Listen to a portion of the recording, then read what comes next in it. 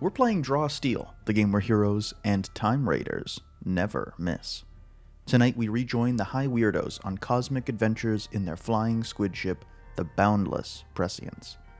The party consists of Adam Meric, the Revenant chosen one of the ship, now acting as the pilot, Djevel, the Conduit of Cabal and ship's scouting engineer, Marcus, an emotional devil who questions his true parentage, Mazchna, the self-proclaimed captain whose wings give her a sense of superiority, and Val, a devil with a secretive past that might come back to haunt him.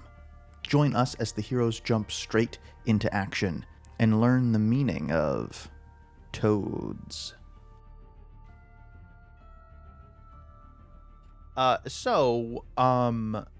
Without much introduction, are you all ready to play? Woo! Yeah. So Yes. Yo. Whoa, wait, what's happening? No. Wait, Hold hold on. Wait. Hold on. Wait. Listen, what have we ever done to you? We're just a bunch of devils that that are just chilling. We're just chilling. Yeah, it's You funny. was- It's funny because you actually rolled initiative earlier this week when I asked one of you to roll a d10. Oh, Yeah. I'm course glad it I rolled was. high. I was the first roll, Wow. so mine should count. Yeah, no, yours was the first roll. You rolled a 6. I actually rolled a 6 on this very die right now, and It was foretold. It was foretold. It was foretold, and that brings us to round 3. Oh, this isn't even the okay. Wait, what? Oh my god. Yeah. Yo, hot What? start. Yeah, too much of a hot start. Yeah, we rejoin our chill. heroes at the top of round 3. You are facing off against time raiders on the deck of your squid ship, the Boundless Prescience. A few days ago, I had you roll initiative, and that determined who went first, and that was you all. Yeah, we're in the third round of combat, so you won't be fresh. You'll each be down a third of your stamina, but you'll have 5 heroic resource. And if you'd like, you can get another 2 heroic resource if you drop down by another third. If you want to be spicy.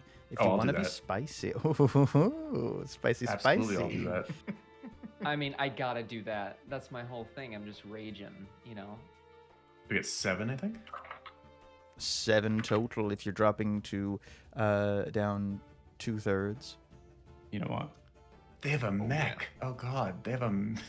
Oh no. Oh yeah, there's a mech in there. There's a mech in the mix. Okay, so how many resources do I Oh got? my god.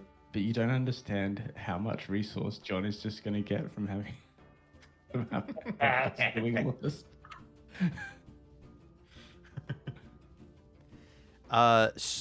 And I apologize for this, players, but my notes for this encounter were a bit corrupted.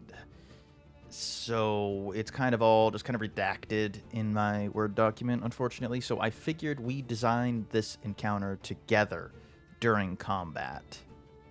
Does that sound all right for you guys? Yeah. We're all starting with 1/3 of our stamina. Yeah, some of you 1/3, yeah. But I mean, the battle's already started, so like it's kind of. I mean, it might be your fault. It might be the Time Raiders' fault here that you're facing off against. Who knows who started this combat? So I'll post these in Discord so you can think about them as the combat progresses. But the order you take your turn determines which part of the encounter you're defining. So the first player will answer who, the second player will answer why, the third player will answer when, the fourth player will answer where, and the fifth and final player will answer what. And yeah. And at the start of each of your turns, I'll ask you to come up with one story element for the encounter. I want details like, who, what, when, where, why, and how. I guess we already know how. You're going to defeat these guys, but we're gonna see the how. But we want to know the backstory a little bit.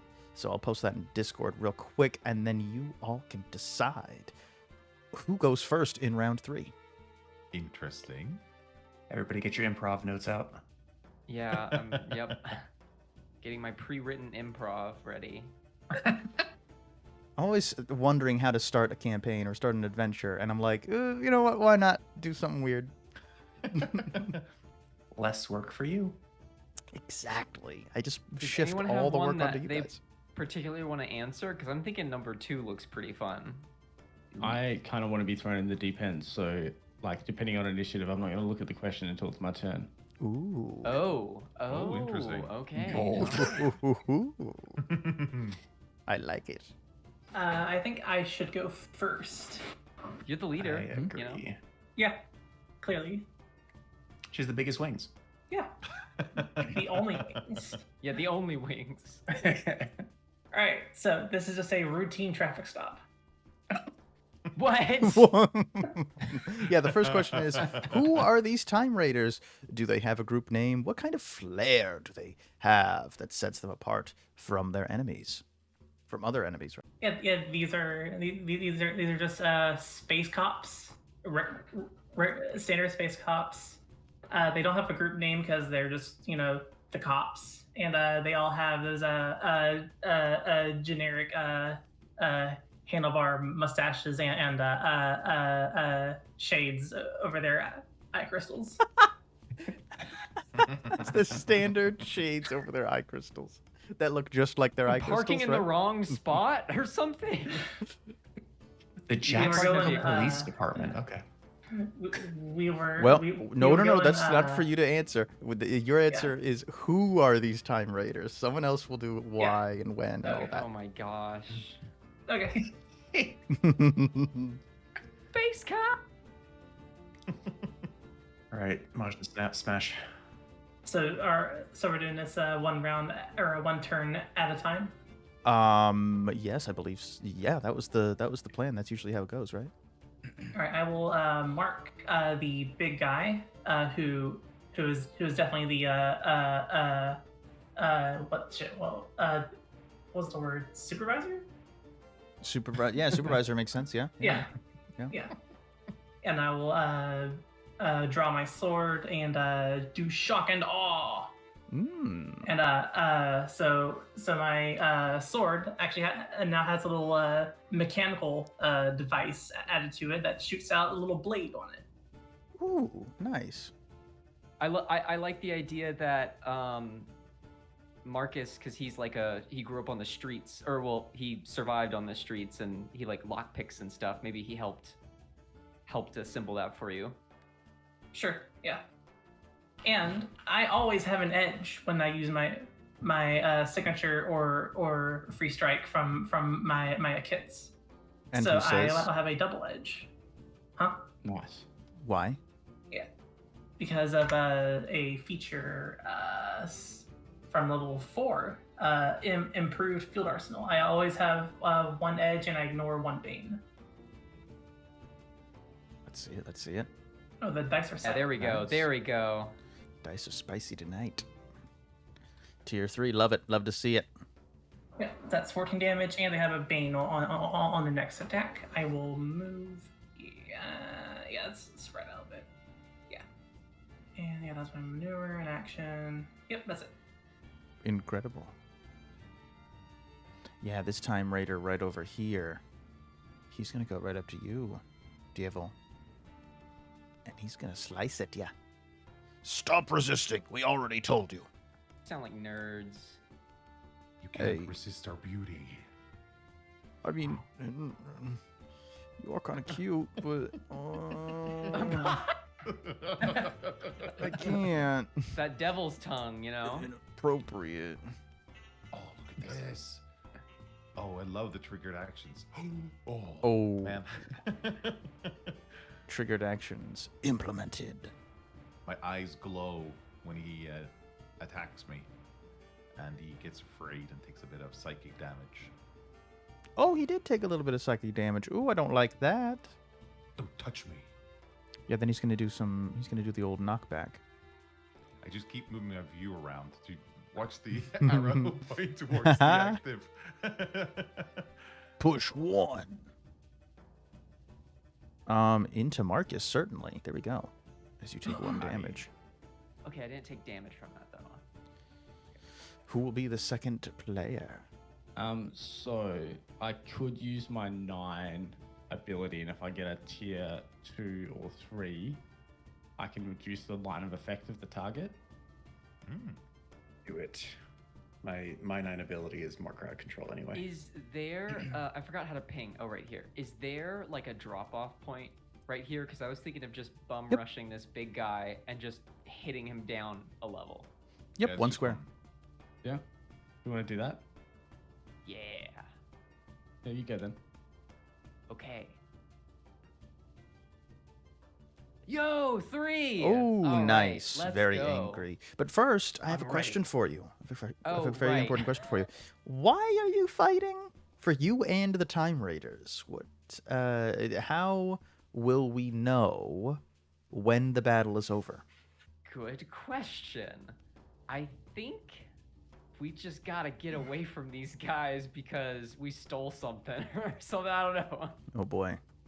So are there Yeah. reinforcements coming? Yeah, so we have to win before the reinforcements get here. We just gotta get away. Gotta get these guys off our ship. All right. Oh my gosh, I have so much stuff. I feel so powerful. All right, the first thing I'm gonna do is run up towards this big guy, and I am going to do a knockback maneuver. Where is it? Actually, I'll do my brutal slam. Just my signature ability. Do that on you. And I get an edge for advanced tactics. I don't know what that means, but thank you, Mazchna. And Oh yeah. Because it's burnt, right?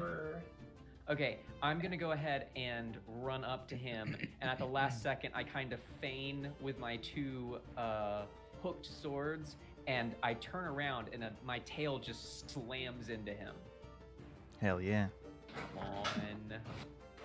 Ah! Ooh, Yes! Still let's tier go. 3, baby. Wow. All right, tier 3. So he's gonna take a good amount of damage, and I'm gonna push him down. What the hell? He was at what? I'm gonna go right here. I'm going to use my maneuver to knock back this creature right here and try to like get. Oh, actually, so are we on? Is this like the deck of a ship? Like we are. This on is the top deck. Of it? This is the deck of your ship, the Boundless Prescience. So I can just like kick him off the ship Mm-hmm. if I get a good enough roll. Yeah. All right, I'm gonna try that. Let's see here. Ooh, add your agility to the distance you achieve on knockback maneuver. Gonna do that. Okay. Oh, I'm just no. gonna roll dice here. Okay. Whoa! Push 5. Nice. Bye bye, space cop. Yeah. What happens when I push him off? Does he fall or does he just float? I don't know.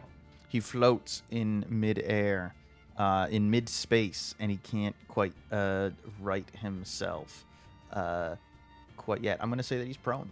Oh, perfect. He's prone. I want him out of here, though. And I'm going to use my little bit of movement to... I know these guys are going to be real trouble, but just kind of move back. And then I'll end. I think that was a pretty badass turn. I think so as well. I agree. Very badass. Well, this mind punk. Who you looking at, punk? He's going to get up. And he's going to say, I'm going in with lethal. And he's going to go in with lethal to Marcus. DJ Lethal. I'm sorry. I'm a little scared. You should be. He's going to run right into the middle of everyone. Lovely. And lethal he shall use 3 burst. So that is, yeah, I think that's all of you.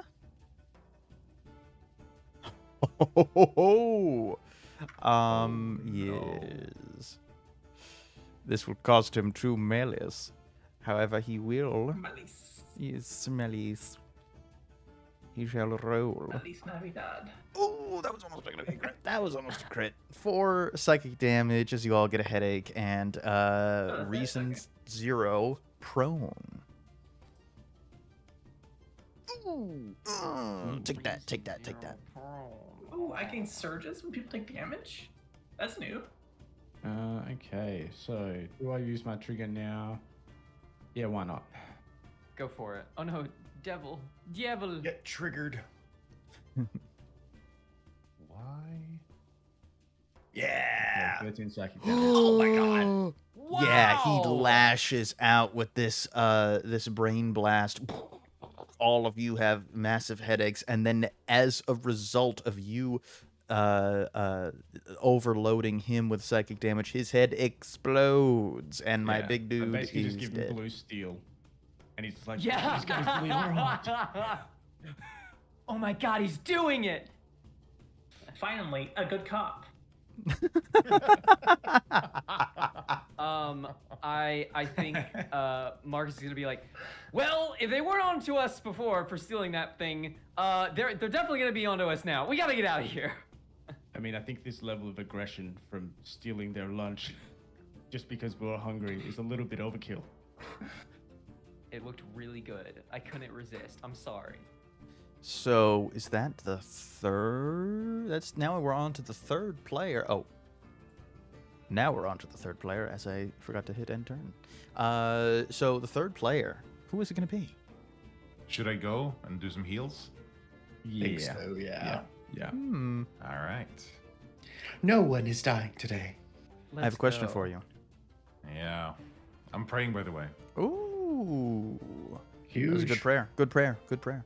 And before you do anything else, Yeah. when did you first learn of these Time Raiders? And, did you spend time tracking these folks down, or was it an ambush, and you're meeting them for the first time right now? Sounds like it was a traffic stop, so, But the rest of it's up to you. When do we? Well, we basically just met them. I think part of Djevel's headcanon, at least, part of why we were stopped is because we just looked too damn good, and they were jealous of our looks, being all 4 arms and no eyes. No eyes? Oh, 4 arms. Yeah, the Time Raiders. I was like, what? All of you have eyes? And all of us have 4 arms. No, So yeah, they said you're too hot, and then why were you fighting, Robin? yeah, I stole something. Okay, so is this known to everyone, or is this just a Marcus thing? I would love if everyone else is completely in the dark, and all of a sudden we just got like SWAT team swarmed, and they're like, "Give us the artifact," and everyone's like, "What the fuck?" And Marcus is like, "Oh shit. I didn't tell you guys about this, but when we were back at that spaceport, I saw something that looked really cool. I had to have it." Love it. I do get a effect because I did so well at praying. Yeah, it was a good prayer. Good prayer. Yeah, I felt something. and I also get 3 extra piety, which is Ooh. nice. How much piety do you have now, Djevel? 13. Holy shit, I'm holy. But I'm going to use my life domain effect, and one ally within 10 gets to spend a recovery. You have an embarrassment of riches in this regard, because all of your friends here should be spending recoveries. We'll just start with the one closest. So Marcus, you can get to spend a recovery if we wish to. Ooh, yeah, absolutely. All right. Nice. And then I got 2 extra piety because someone regained stamina close to me. Oh my god. So now I'm at 15. Oh no. I love the conduit. Let's see. 15 piety or 15 piety? Yeah. Whoa. Okay. Well, it is round Like- 3, so you get it makes sense. Let's see. Healing. Marcus, do you want to spend any more recoveries? No, I actually like where I'm at because Alright. I want to get damaged. I want to get low. In some ways, you are already damaged. Hey now, Marcus is going to therapy, okay? He's trying to fix some stuff. Fair enough. Marcus is whispering to himself like, no, don't give me any more healing. I deserve this. Oh no. If there's something you want to confess, Caval is always available to listen. Now's really not the time. The Time Raider next to Djevel is like, oh, they're religious freaks. I would love a healing. Do you want multiple? Sure. I do 2. Or I'd take 2. Excellent. Val, do you want any healing? Please, tool. Yes. In the Healing Grace ability, it says I can spend 1 piety to target 1 additional ally within distance. And the effect is that the target can spend a recovery, which means I get 1 free recovery No. when I target an extra ally. Wouldn't that be correct? And then I can spend additional piety to make them to allow them to spend additional recoveries. That makes sense to me. Good enough for me. Okay. Mazchna, do you want to spend any recoveries? Nope, I'm good. All right. And then I'm gonna spend 2 of my own. I think that's good for now. All right. So now that I've got 10 piety left, should I maybe do a bit of retaliation against this four-armed mother hubber right beside me? Ooh, Yeah. a mother hubber. I censored myself. I appreciate Wait, I that. thought you were a conduit. Actually, I kind of assumed that this big boy down here is going to be... He looks like a big beefcake, yeah. Yeah. Well, actually, I can move this as a free triggered action. Oh, this is actually really nice. Okay, I think I'm going to use my 9 cost, actually, because it's quite nice. I'm going to use it against this dude first. Okay, and that's a crit. Oh my god. Oh, is it a crit? No, it's not. It's a 19. Oh, is it 18? Oh, no. Yeah, Oh, yeah. so close. It's picked the wrong Oh, tier. no. Or is it Bane? It's a double bane. Bane. Double Oh. bane. Oh, that's Oh, is so it a double sad. Bane? Because I'm prone and because he's adjacent to me when I use a ranged ability. Okay. Yeah. Oh, no. So it does a bit of damage, but the nice thing is that until the end of the encounter, when you or an ally damages the creature with an ability, the damager can spend 1 recovery, no action. If the creature dies, you can move this effect to another enemy within your line of effect as a free triggered action. The effect ends at the end of the encounter. So I can move free recoveries around now. That's really cool. All right, Djevel, is that your turn? It's good, sir. Yes, it is. Sorry. Yes. It's been my turn for so long. Christ. So it's the big boy's turn. Who am I kidding? Oh no, he can't reach you guys. No. Why did I start him so far away? But except that he has range 2. Psionic Slam. He's gonna slam Marcus. Yeah, slam me, daddy. Wait. Okay, let's Hang not. Well, let's not make it weird. Let's not make it hang weird. on. Wait. Hang on. This is No, for I do cams want to only. get hit. This goes on camps only. Do I get underwinded? You get Come on. 7 damage plus psychic damage. Perfect. Yes, you do. When I get winded or dying, I get to roll my heroic resource again. Oh. Just building up that That's a dose. fun little rage for later. Incredible. That was an action on his part. He's not going to use any malice. And I think that's it for his turn. Big boy's just going to stay there.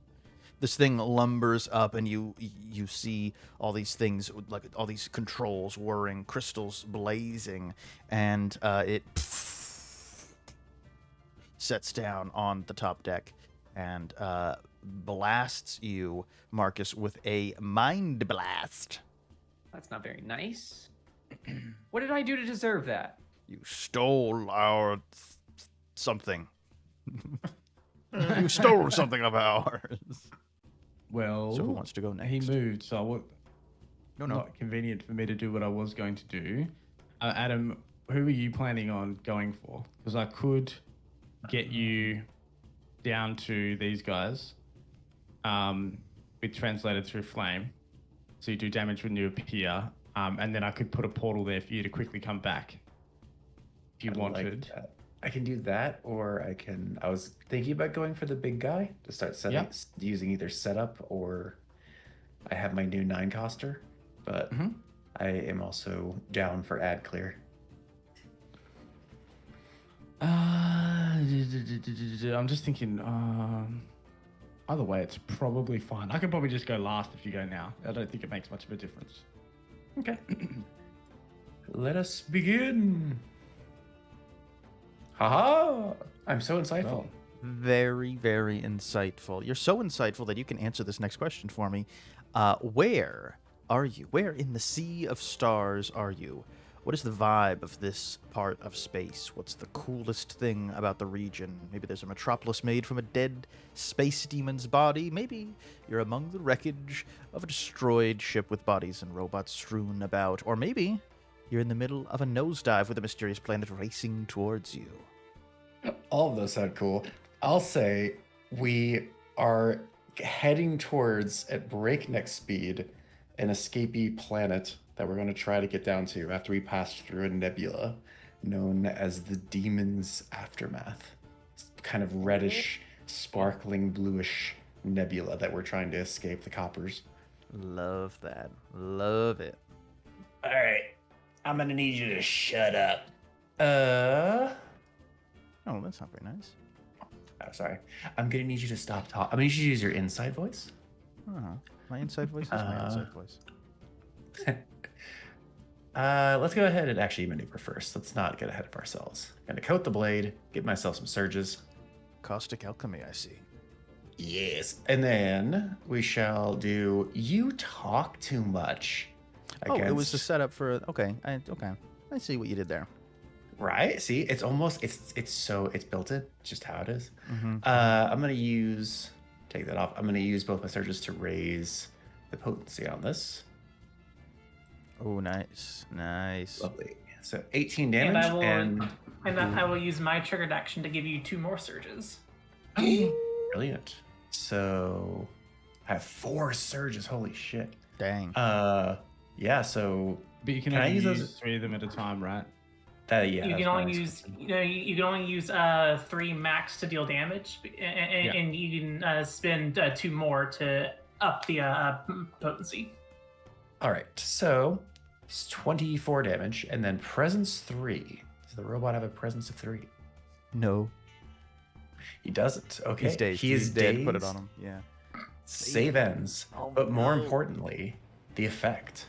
The target cannot communicate with anyone until the end of the encounter. No, you shut up. No, sir. You have the right to remain silent. You talk too much. You have the right to remain silent was great. I don't know how this works in a mech suit, but imagination. It's just Not feedback. only do you have the right, you have the necessity, the compulsion, the mandation to remain silent. The All right, and then I think I'll just get out of Val's way. In your mind, you hear "Good job, Adam," and that is Thanks. the Wayfinder. That's the The Wayfinder. little butler guy. Excellent work. You've silenced the Time Raider. definitely did that. Now, hopefully, he doesn't say anything crazy. And that will be the end of my turn. Okay. Well, the Time Raider Cannonfall will go. Oh, real quick, Cam, friendly game. Sure, I guess. Renee, do you want to move your mark? Oh, yeah. Oh yeah. That's right. I forgot. Yeah. Let me find. Yeah. So, who should I mark? The big guy. Yeah. He's not even wounded yet. The Time Raider Cannonfall. Yeah, let's move. She comes charging up here. And she starts blasting. She blasts Mark? Yeah, Mark. Oh no. Yo, this cop's kind of cute. I don't know. I might be going to the dark side. I don't know. She's kind of cute. I don't know. Don't be a class traitor. This will be a power roll +2. Adding +2 to this.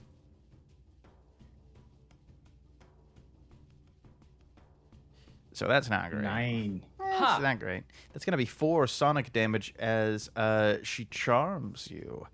She says, I'm irresistible. I'm just like sweating bullets looking back to Mazchna. Like,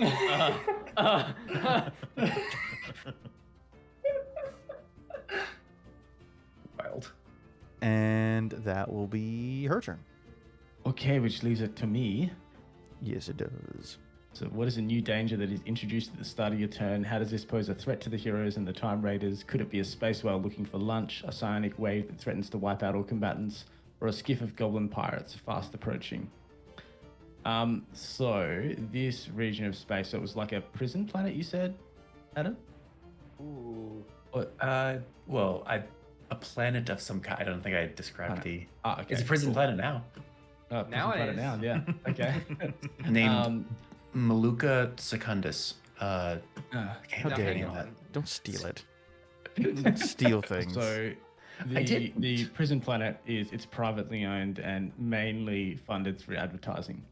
So there is a giant billboard and it just has this like bespectacled figure just with his hands down his pants and just this look of pure ecstasy on his face and this white spray across it and this big flashing letters. Cams only. And we're heading towards it at breakneck speed. Jesus How dare you? Christ! How dare you? How dare you, first of all? Cams only. It's only $1.99 a month. It's a really good deal. Wow. You get the Wow, episode that's videos you can early. do better. This is what it's saying Cam, right now. Cam, you can do better. I know how you look. You can do better. Trust me. buddy. Stop. They're an stop, early bird stop special. yourself. Are you asking for a cheaper deal on the Cams only? It's only $1.99. Oh, I thought that was the cheaper deal. No, this is the bog standard deal. I think I'm just gonna get this big guy with diverted perception of space by 9 cost. Got an edge. Oh, that was so close. That was so Tier 3? close. Yeah. So close, but I did get tier 3, so 18 corruption damage, but also he can't have line of effect to targets 2 or more squares away until the start of my next turn. So I'll go last in the next initiative order, and then he basically can't do anything more than 2 squares away. So because of that, I'm going to put a portal like here, and then we can just put another one, say here. So then I might just duck through that, and then you can teleport me to like here, and then I'll just go, maybe down to like here. And so then there's no way he can get me. Nice. Yeah, cool. And well, you've already ended my turn, so Oops. to you guys. That might have been me. I'm not sure. Good. That's okay. I think that's all I can do anyway. This Time Raider Nemesis sees you down there. It's like, ooh, I want some juicy devil. Come here, devil. Oh, and sorry, because I used avoid ability. Would anyone like to teleport 3 spaces? Oh god, this bullshit. Ooh. I would recommend teleporting Marcus close to the mech guy. Yep. Okay. Wait, pick your square, Marcus. You can go anywhere you like. Oh, beautiful. What's the holding? 3. Is it alt? 3 squares. Oh, you can't do it. It's a... Oh, okay. It's a director only. It's a cam only. I think I'm gonna get right here. I'm getting ready to. He's getting ready to join his friend who's just kind of chilling over there. Floating. Yeah, this Time Raider Nemesis is gonna stab you, Val. Oh, mate. Oh yeah, Wasn't scythe. a 10 and a 1. Ugh. 10 damage, pull 2. We're gonna forego the pull, I think, unless I can pull you up under the steps.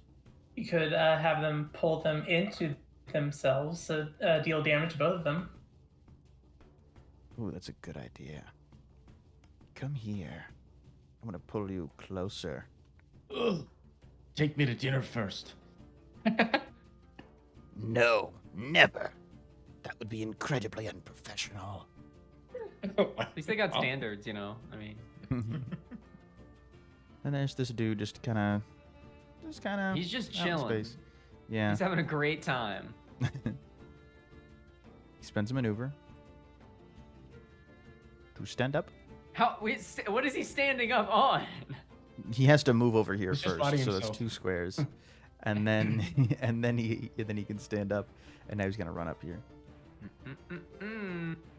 Actually, you stay right there, because I'm gonna push this machine into him to make him go flying back. And he blasts at you, Marcus. Oh, He said, perfect. "How dare you? How dare you shove me off the ship?" What can I say? I mean, you're the one that got shoved.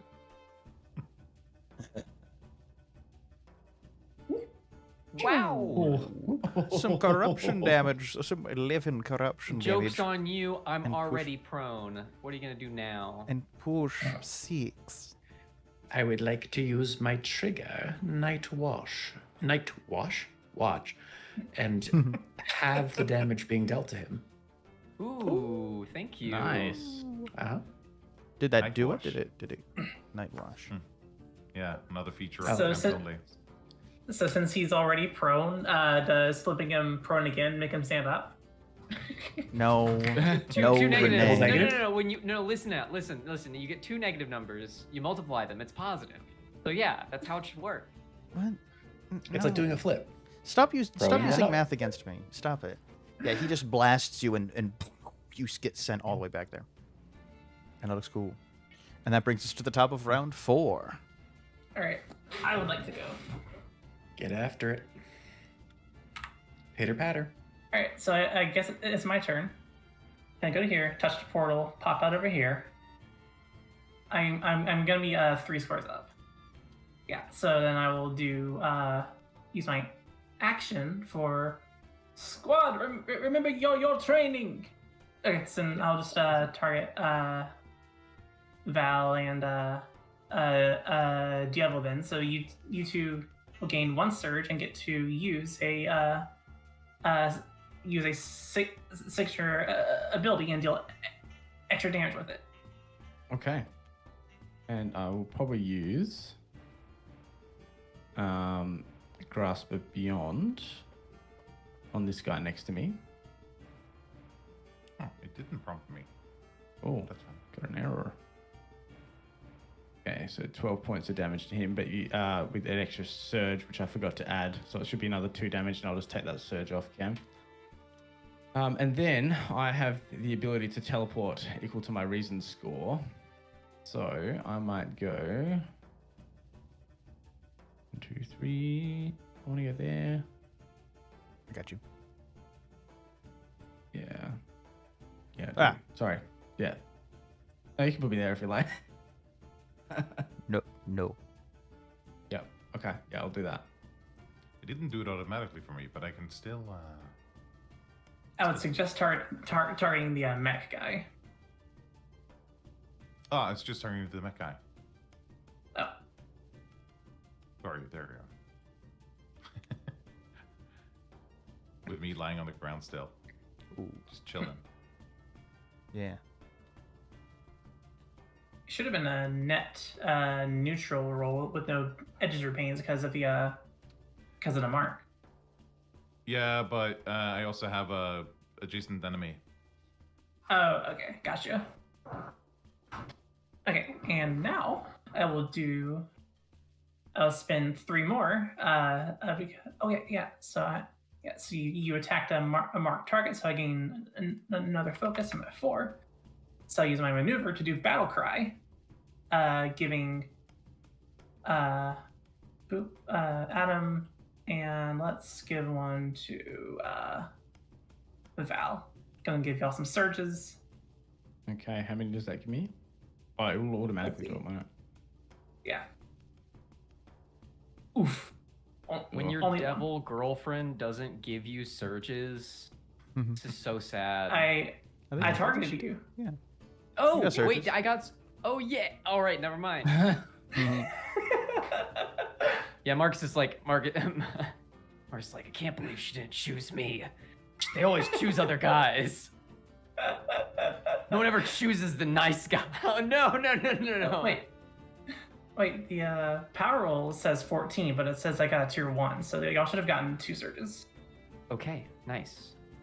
All right, and I have like a couple of scores left, so I'll just move over here. And that's my turn. Well, I guess that the Time Raider Helix will go. And he's going to blast Adam. He's going to blast Adam and Djevel.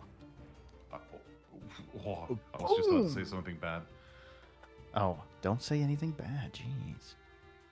This is a Christian draw steal game, so please keep it PG at best. Protestant or Catholic? Both. Because I don't know the difference. Oh God!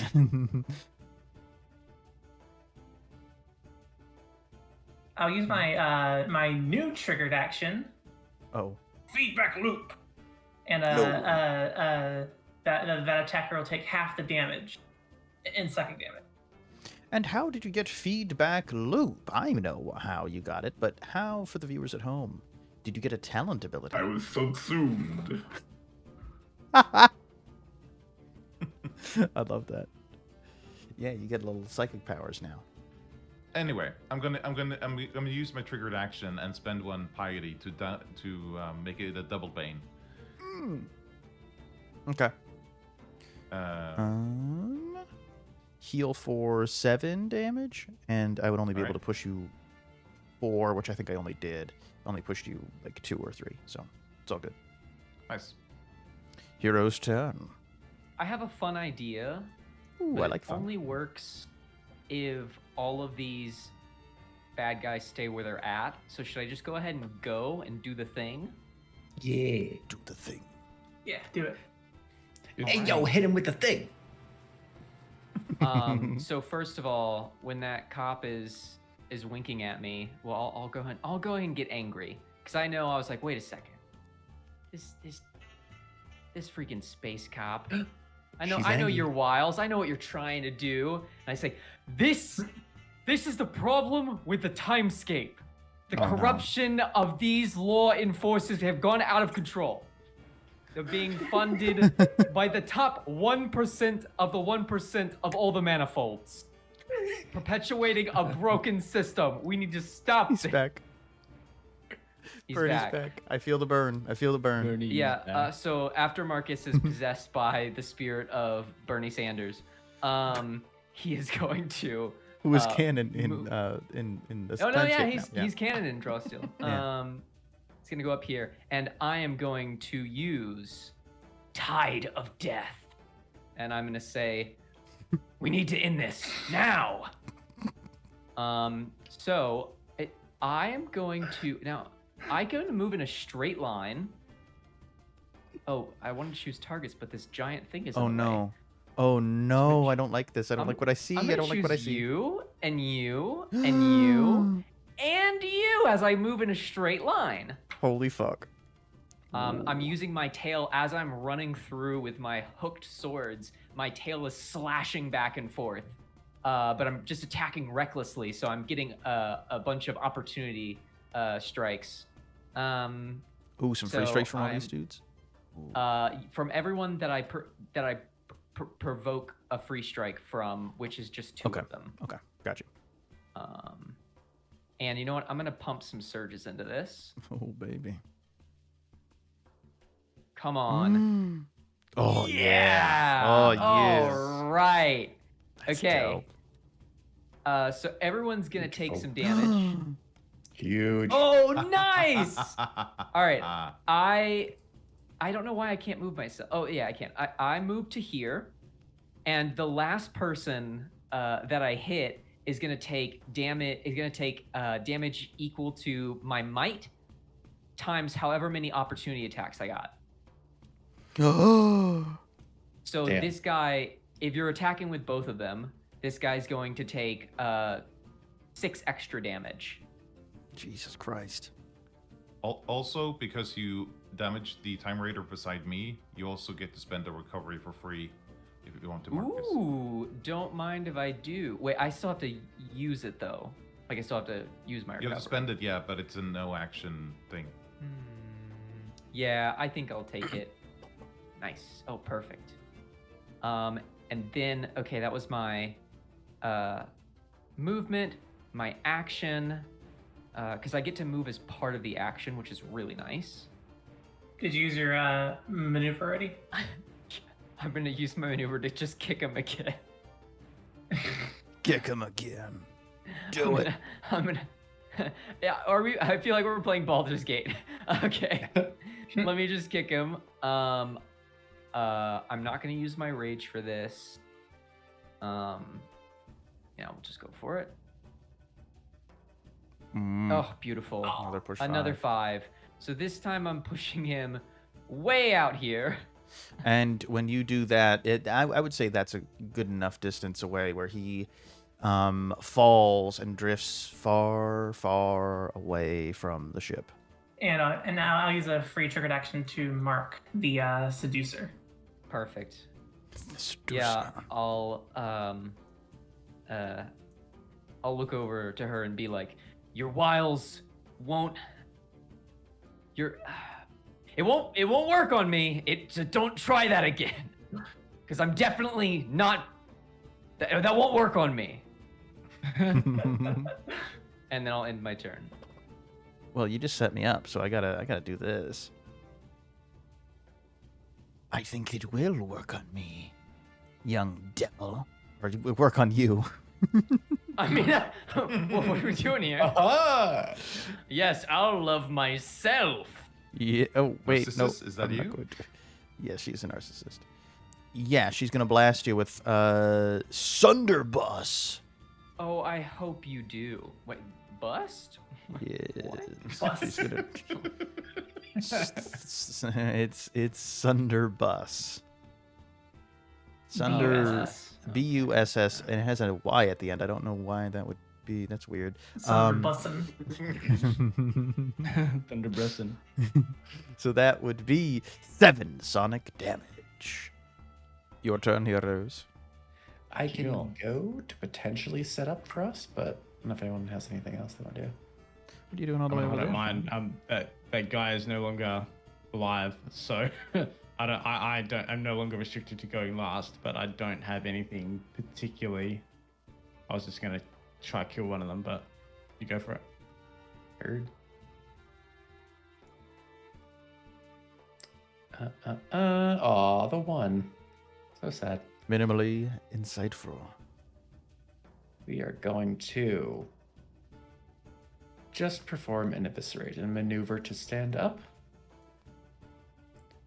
Boop. You've got this, pilot. Don't worry. I know I do. Don't worry. And I will twirl 2 curved, chained together projectiles, and I will throw them at this old boy. I have 3 surges. Why do I have 3 surges? That seems wrong. I gave you 1 earlier. Oh, and I had that. Okay, never mind. Yeah. That is correct. So I'll spend all 3. One of them will be for damage. The other will be for bumping the potency. I haven't. Oh, the edge is kicking it over. So 22 damage and agility 4. Well, she Agility fails 4 that. Dead. Agility 4 dead. She is permanently bleeding. Well, not permanently, but she's going to be bleeding for a little bit. As she dies, the seductress dies. You harlot. And then I shall use the remainder of my movement to give a good old help to Djevel. And that is it. Oh yeah. Nice. Well, this one's gonna go. He's got a stab. He's surrounded. What the hell? What the hell, man? What the freaking heck? This time, Raider Armiger is going to slash at Djevel, the one that's healing, of course. Yeah. 13 damage and reason 2 weakened save ends. Seems like you're weakened, Djevel. Your turn again. Did you want to go or do you want me to go? You go. How much damage has this guy? He's winded, is he? You guys probably have him then. Oh yeah, he's winded. And there's only these 2 left, so I may as well just Ray of Agonizing Reflection him. Here's my surge.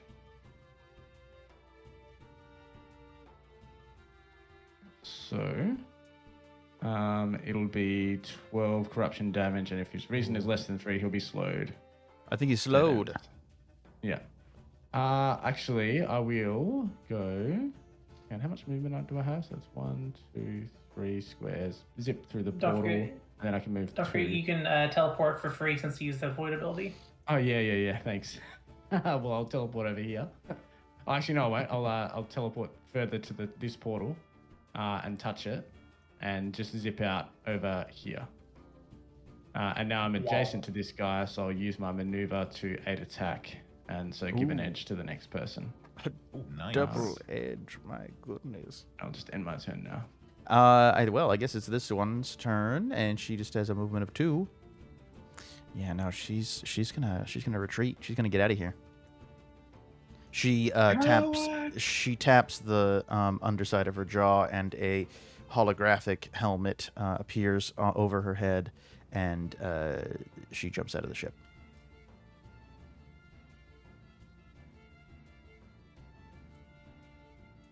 Fantastic. And out of the encounter. And we just have one left, so let's do. Djevel, do you wanna finish this guy off? You wanna just kill him?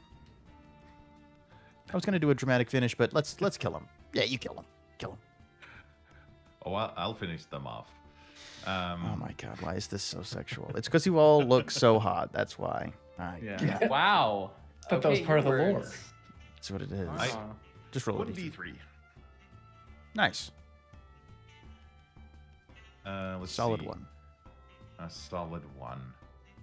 Which I do also pray, which means I do get 3 total, but I also take 1d6 plus my level damage. 9.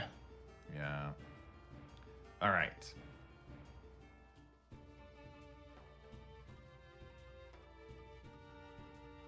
Oh boy. You can shove him? How close is he? Oh, slide 2. Okay. He's... Slide him into Adam.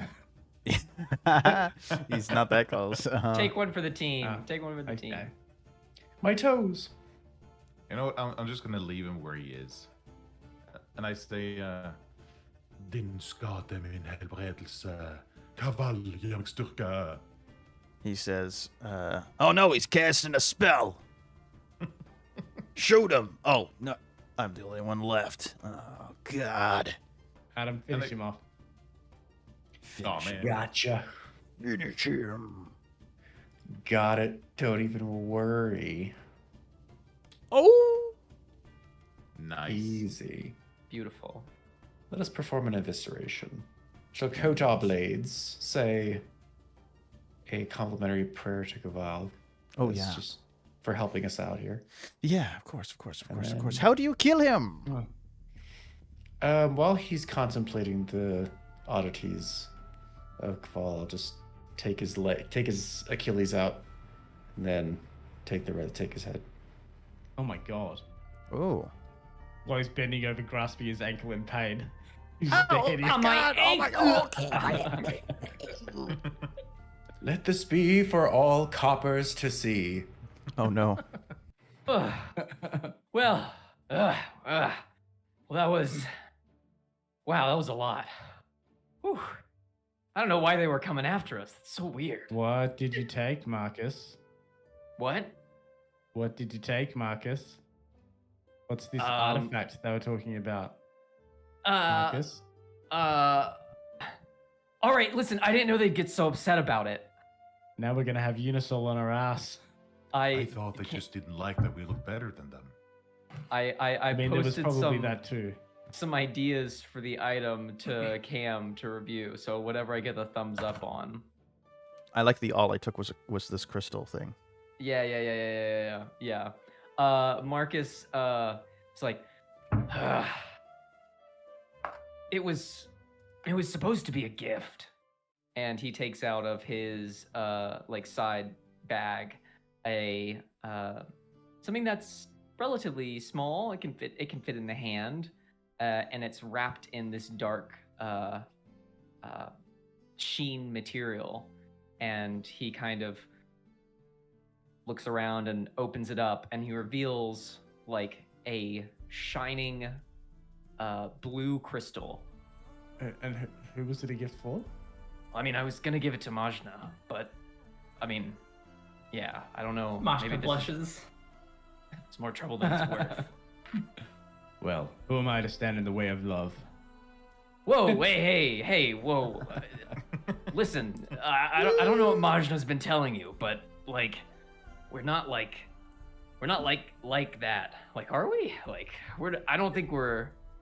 Well, you're something. We live in a ship with thin walls. Listening to my therapy sessions? That is not what therapy is. Marcus will go over to Mazchna, and he'll hand the glowing crystal, and he just says like, I don't know what this looks like. The most dude thing is like, I saw this and I thought of your eyes. Found a rock, and it looks like you. Yeah, I found a rock, and it made me think of you. She looks at it, and the camera cuts to a front shot of her, and you see like her eyes being pitch black, looking nothing like them.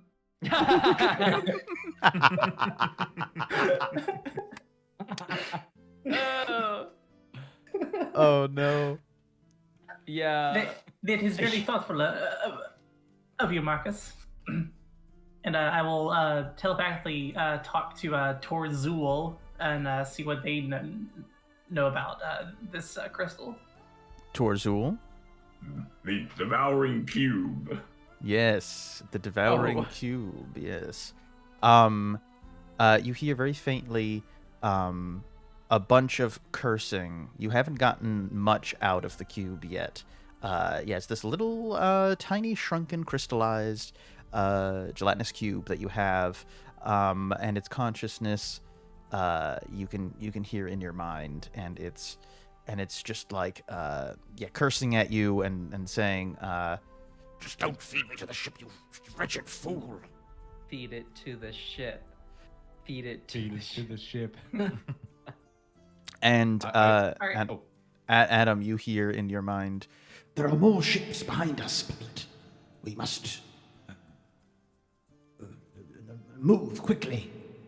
I'm going to move over to Val and just say, by the way, it's all part of a religious ceremony. You talked about thin walls. I'm just going to... Oh my god! coming out ahead of it. Jesus. Man is not beating any of the allegations. Don't worry. Sometimes I just teleport to outside of the ship so I don't have to hear everything.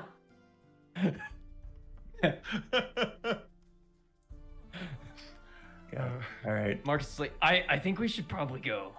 Adam, you hear in this in your mind. Enough talk of masturbation. We must move. Yes, Presence. Uphold Protocol 2. Let us begin. Protocol 2. Yes, pilot, of course. They have seen. You see this massive beam just wham over the entire ship. They seem to have disabled all of our abilities to move. This is not good. This is a Unisol ship behind us. Meric ship. Oh, oopsies. Oh boy. Oopsies. All right, who here speaks Klingon? Not I. I can speak something that sounds like Klingon to someone who doesn't know Klingon. I can say a few words in Elvish, but that's it. Does the field look disableable or some kind of, I guess not avoidable, but it's got us somehow? It is avoidable, potentially. If you overload its, if you overload its energy with psionic force. Okay. Can I see if there's a brain waves projector or something? Of course, there's a brainwaves projector. It is your bed. Oh, neat. I'll go. I'm just gonna go to bed, guys. I'll go to my chambers and matrix. There's no time for masturbation. It's on the ship. It's certainly he is not masturbating. He is simply projecting his mental awareness to disable the energy beam in which we are caught, sir. I'll grab the giant aux cord and shove it into my brain. My goodness, sir, that is unnecessary. That is completely unnecessary. That will almost certainly kill you, sir. Please do not do that. The Wayfinder would not like to see you die. That's your bed. Oh my god, I have memory foam. Oh my god. Quite literally, memory foam. Yes, sir. You've said this joke countless times, and it is still funny. The dude, the Wayfinder, is this little fish dude that's in this part of the ship over here. This red thing. That's his tank, and he's this little fish dude. That is literally just.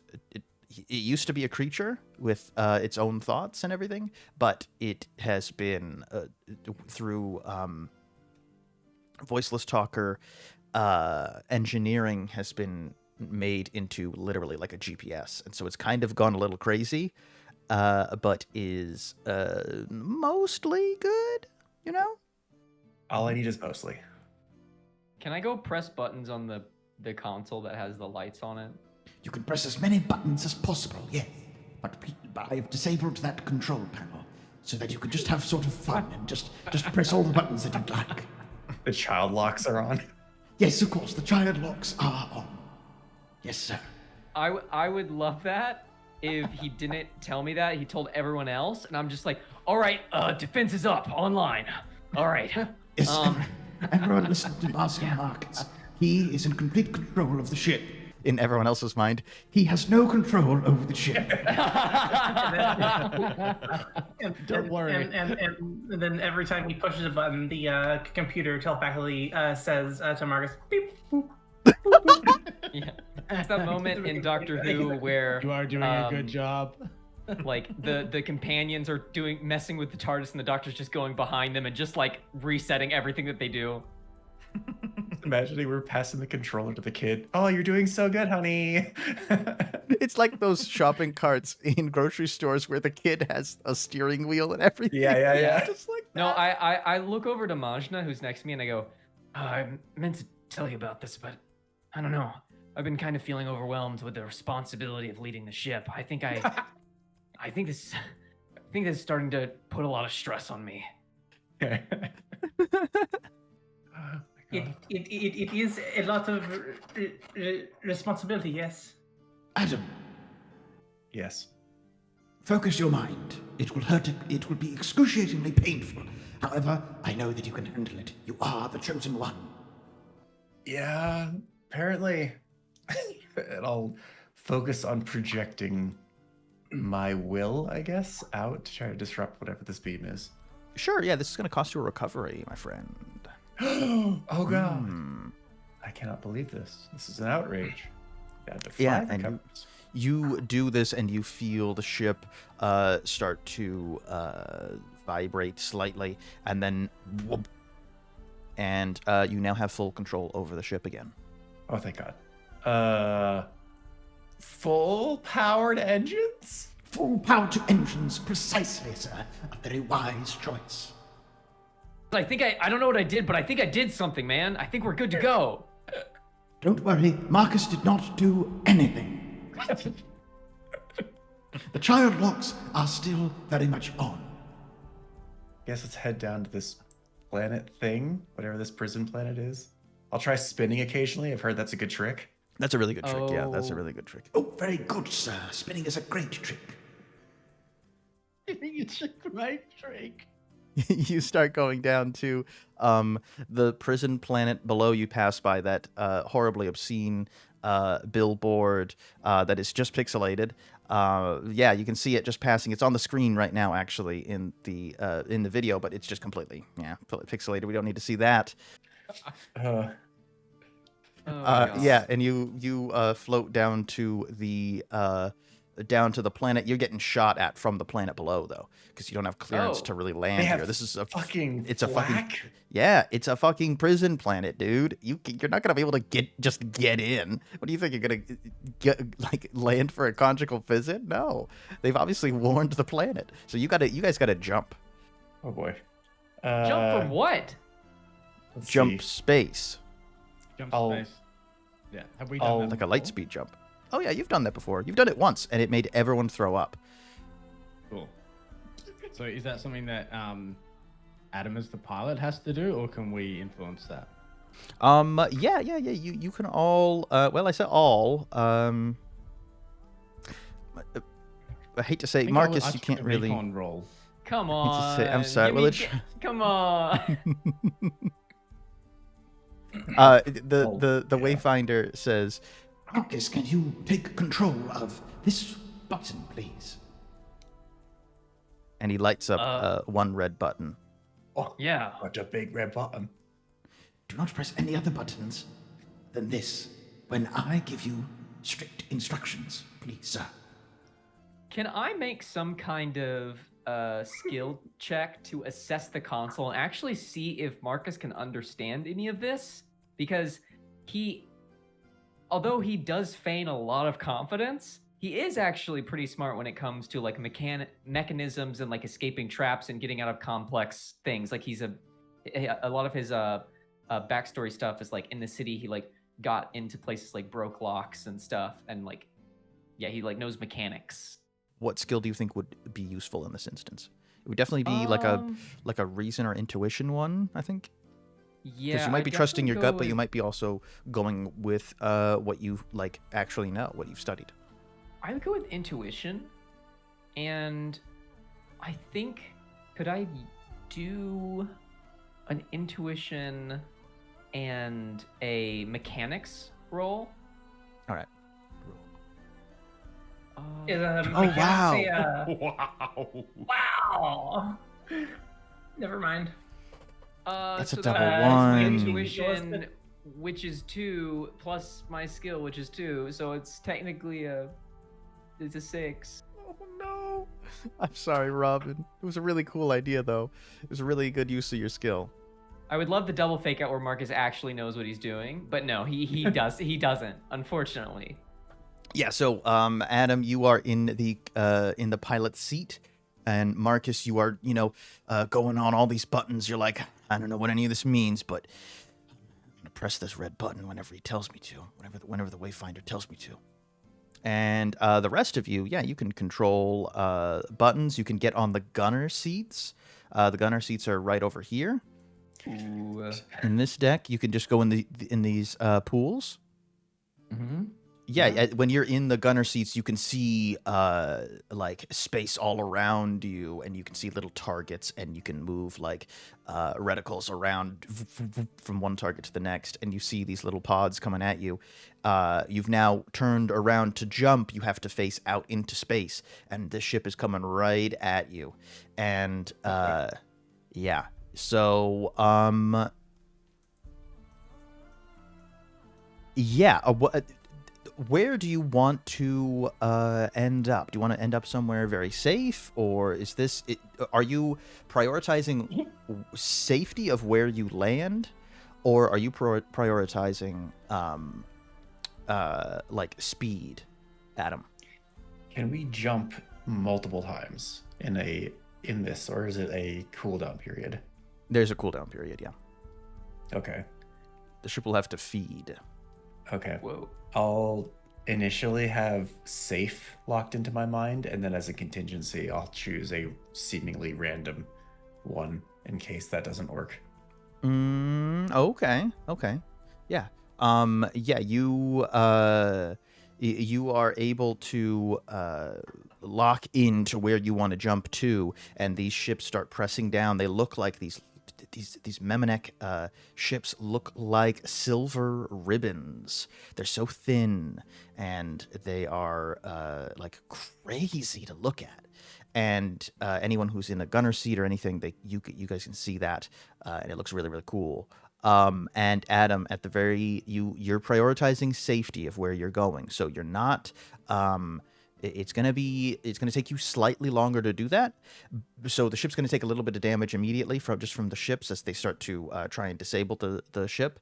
But you're able to jump, yeah, and you jump into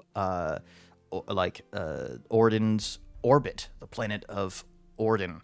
Or the planet, or is it a flat planet? I'm not sure. I don't really remember. Is it a disc? Is it a disc? Is it A manifold.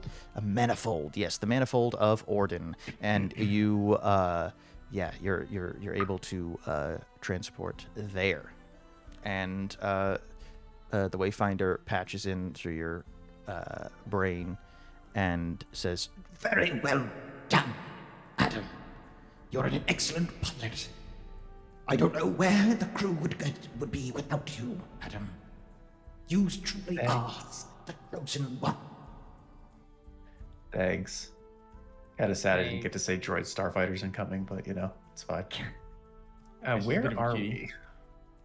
we? Orden. Where do we jump to? Oh, Yeah, do we have a Orden. specific spot? Like, No, just the night sky. okay. We're not Yeah. we're not in like Bedegar's fucking dressing room. No. Way out in orbit. Out in orbit. And Marcus, you hear the Wayfinder say, You can press the button now, Marcus. I press the button. Thank you. Toilet And flushes. self-destruct. The self-destruct system is on. Just be like, confetti.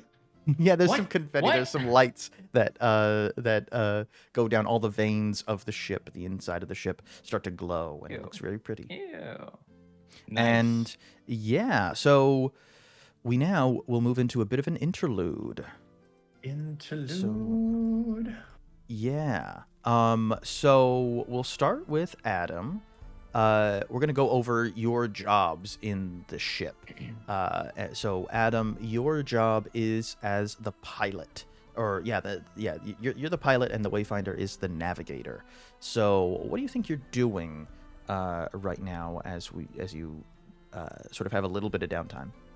I'll probably low-key, to be the best pilot I can, I'll probably be scavenging any recordings that this ship has of its history and its maneuvers or battles or star charts that it's gone to see what I need to know for the future, possibly.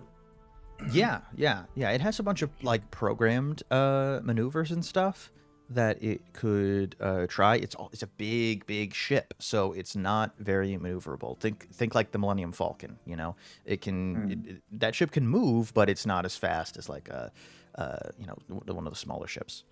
And for the history, it's been buried under the surface of Orden, and you guys were able to dig it out over the last few months.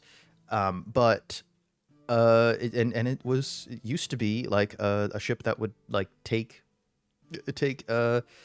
essentially slaves to the voiceless talkers, and they would experiment on them on the ship, and then they settled down on the surface of Orden.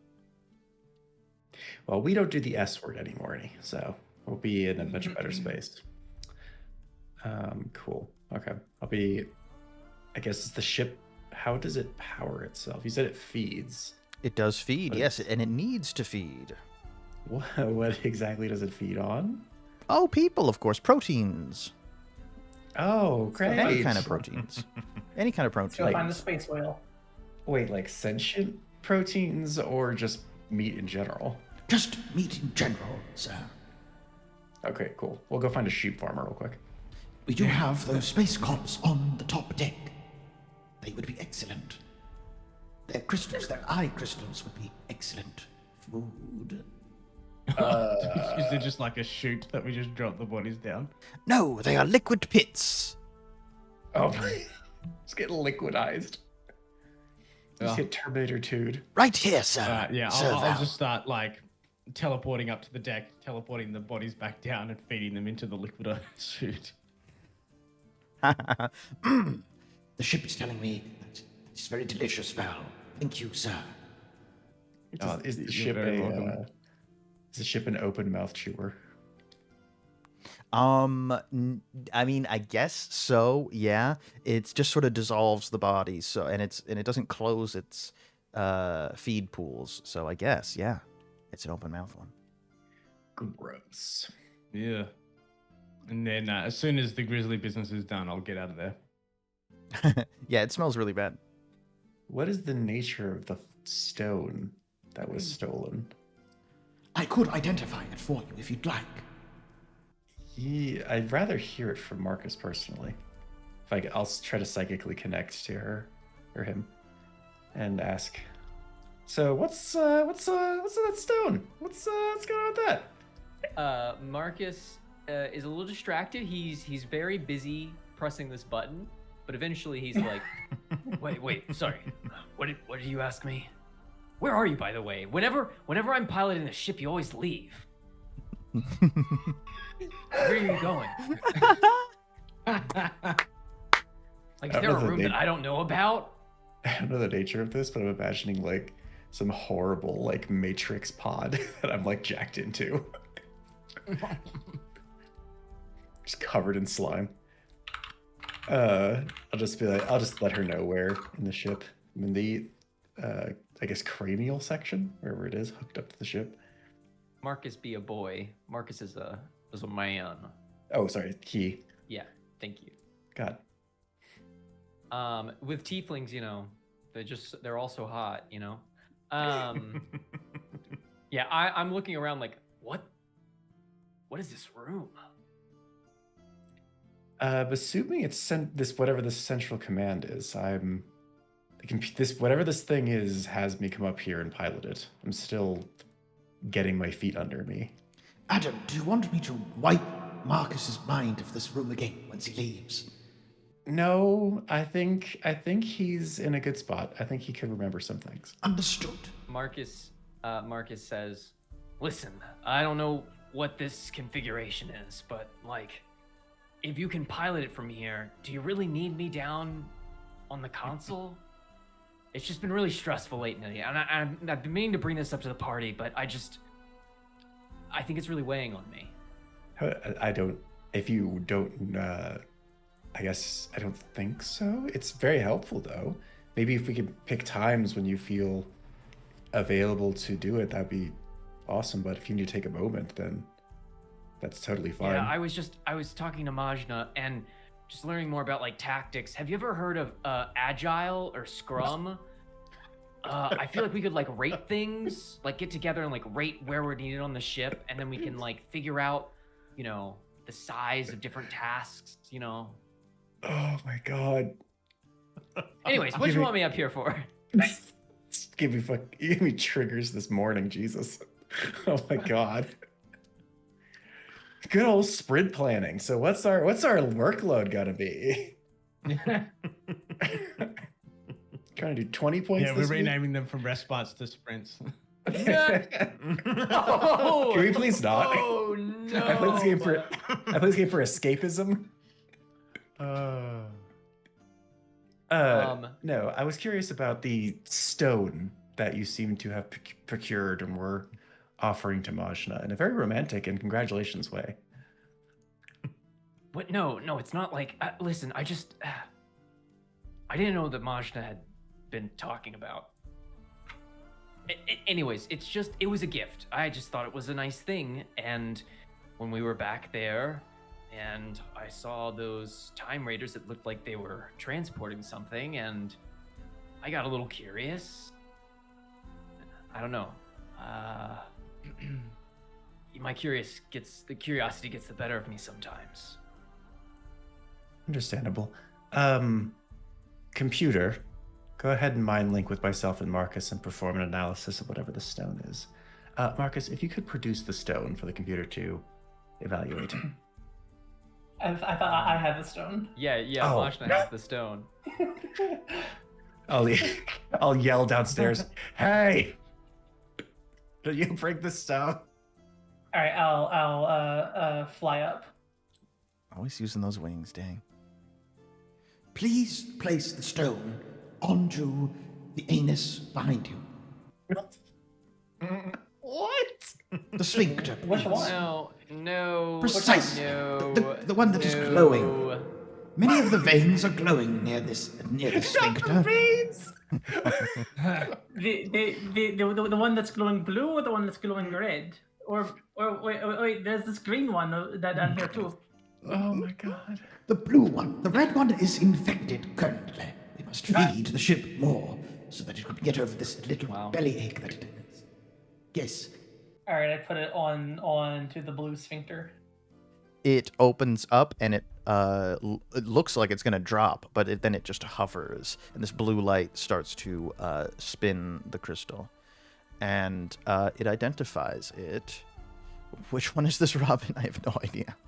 Which one did you pick? Oh, of the thing that I sent you? Yeah, 1 or 2. Yeah, it's a gyrotoke. I think that's how you say it. That's cool. Gyrotoke.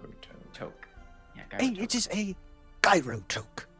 This tight-fitted cap is No, topped. wait, hang on. That's what? Listen,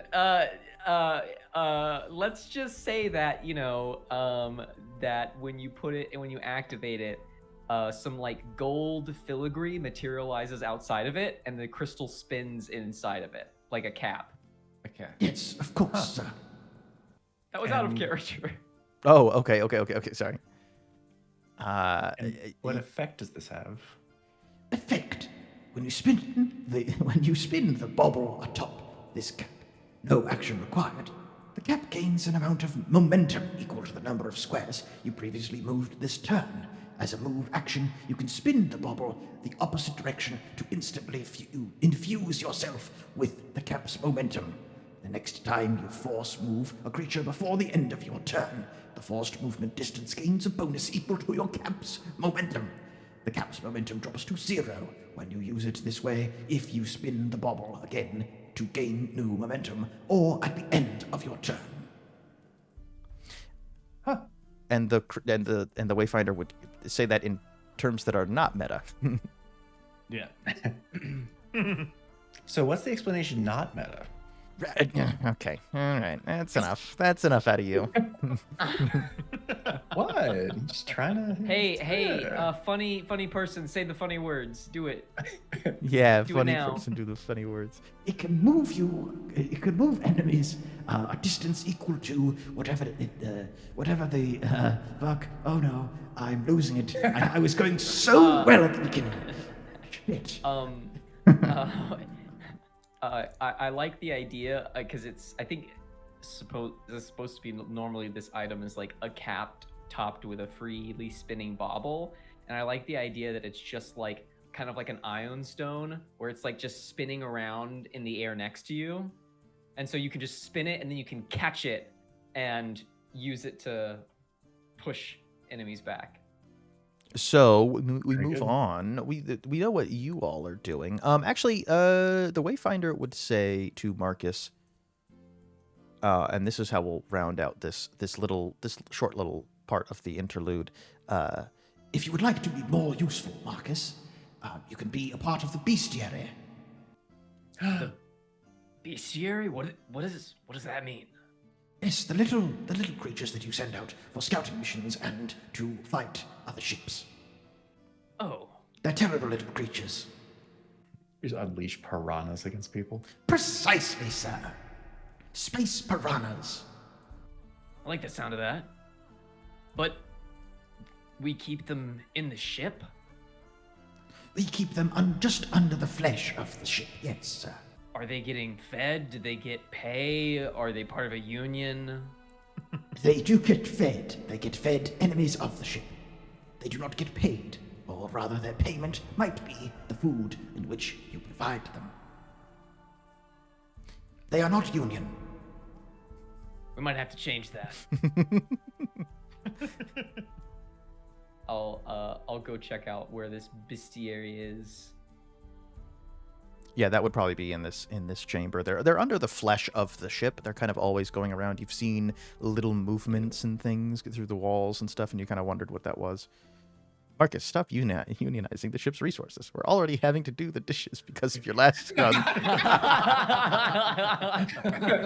But no, we can't use this because they're psionically enslaved. That's what Marcus says. They don't have free will, so we can't use them. Oh, okay. They are psionically enslaved to you. Of course they are. Or else they would eat all of you instantly. Just saying, I don't like doing the dishes. And the system we had before worked. We got the psionically, biogenetically altered mutants to do the dishes for us, and now we have to do it ourselves. We just have servitors. So we were kind of like on the ship's guns before, so we had some kind of vision out on what they were doing. Yeah, So, you had. outside the ship.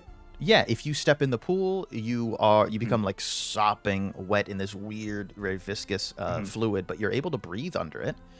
I'm sorry about that. And you're able to see out into space, and you're almost like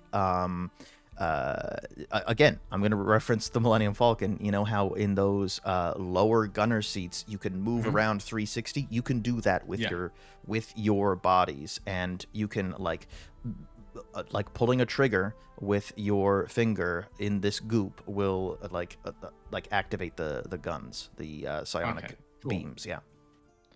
And does this ship have any like zoom capabilities or telescopic capabilities? Because if we're floating above Orden, I would like to kind of like get a feel for what's going on down there where we're getting ourselves into. Not that acute. You're like in its orbit, so you can't look down literally at the surface of Orden. Okay. That's a little too much, but you could like theoretically do that at great distances while you're on the planet or manifold. Okay. Yeah, I guess I would just be looking out for any signs of pursuit. Okay, yeah. Make a... What is the perception in this game again? I'm sorry. It's intuition. Intuition based, but what's the skill? As well. Alertness, that's the one. Yeah. What is this perception you're talking about? Precisely. What is perception? Well... Love it. Tier 3, yeah. Oh, wait, no. I thought it was the other way around.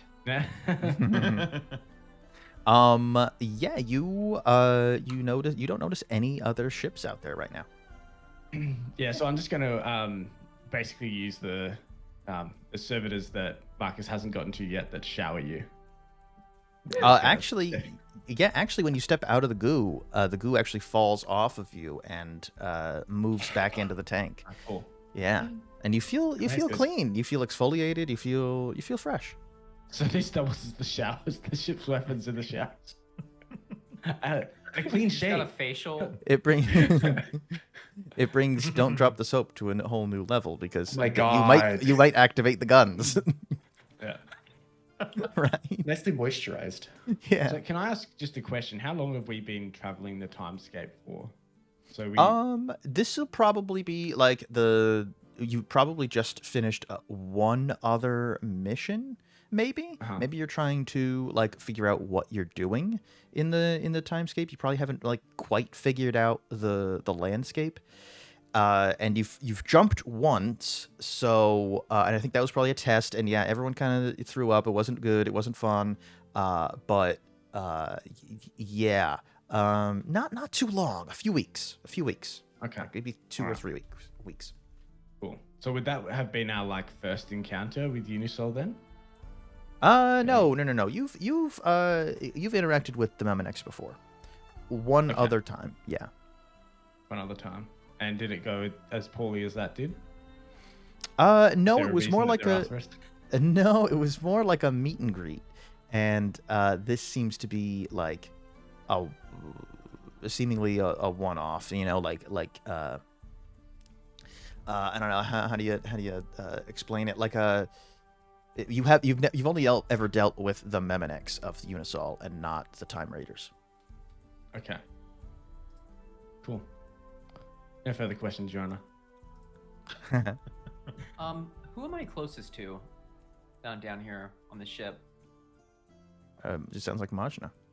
Like physically or Right. or Oh. Emotionally, Emotionally. who am I closest with? And then I go to Djevel. Oh, hi Val. Hey Val. Hi. Yeah, I look over to Val and I say, "So where did we end up? Looks like we're back on Orden. Orden?" Orden. He shifts a little uncomfortably and kind of looks over. Hey, at least it's not hell. I think with probably one L. everyone else is like laughing at that because you're all devils from hell, but I'm just like, oh, yeah, I've been there. I killed the back in hell again. I think. Well, I can arrange that. No, Marcus is gonna say. Let's see. He'll say. I don't know about you, but I don't know how I'm gonna go back. Now that you've seen what's out there? Yeah, I mean, I don't know. When I think of Orden, I just think of all the people that, look at us differently, and I don't know. It seems like we're all kind of freaks out in space. True. I don't know. I've seen things now, and I don't want to go back to being that kid who's hidden away. Well, you can always reinvent yourself. I mean, no one, you just don't go back to Black Bottom. Orden's a big Black place. Bottom- Look at it. Black Bottom just, isn't like, what open I'm a worried viewport. about. Open a viewport, and then you can see the vastness of Orden, and I'm like, Black Bottom was just that tiny little speck there. Look at this rest of this world that you have to explore. No one knows you in any of those places. Who do you want to be? I can't escape the sins of the past. I don't think I get to choose that. Anyways, I should probably get these beasts of the ship kind of in order. I poke my head out of the pool and I say, have any of you tried these pools? They're really delightful. Yeah, what are you doing, Djevel? I just really enjoy staying Staying in the pool. I've assigned myself the scouting duty, so I get to just float in the pool and spin around. Yeah, so you have a special thing though. When you're in the pool, you gain access to the scout. The scout is it looks like a what is it called? What's the MCDM version of them, of the beholders? One of those, an overmind. The Tyract. Tyract, yes, or the Overmind, Yeah. right? The Overmind or The something. Overmind. Yeah. Tyract is the title given to one of the Overminds. Yeah, the Overmind, and you just see you get control of this one that gets shot out of a sphincter, and it's this tiny little baby one, and it just kind of babbles a bunch and not in any real language. It's just a baby, and you get to sort of pilot it or not exactly pilot it, but sort of guide it psychically through space. And as you go through space, it's kind of babbling to itself and maybe singing a little song or something. And again, it kind of gets distracted sometimes. You still have to train it and stuff. And you look out into the vastness of space, and just above all of you, you see the Memenek ships appear. Oh god. In orbit. And you hear on the ship, you hear a Memenek voice say, "This is Unisol. Stop your ship and prepare to be boarded." And you've dealt with this ship before. Oh. This is the Magistrate. This is the one Memenek ship that you've actually interacted with, and it's a different one from the one that was pursuing you above the prison planet. Interesting. Do we know its capabilities?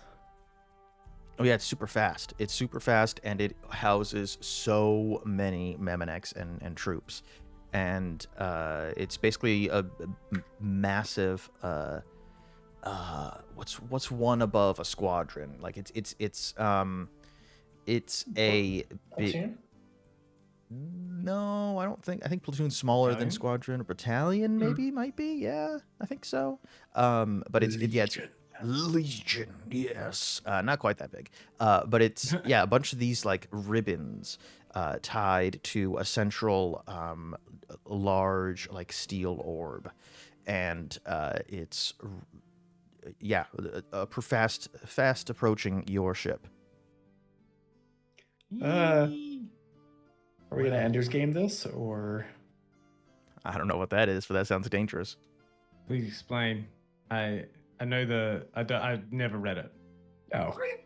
Yeah, I want to do something. Make a massive Hail Mary to do something stupid. I mean, I'm always down for that. Well, I don't know. This doesn't look like something we can fight, but I also don't want to lay down. Yeah, I don't think we should I'm fight, a little bit.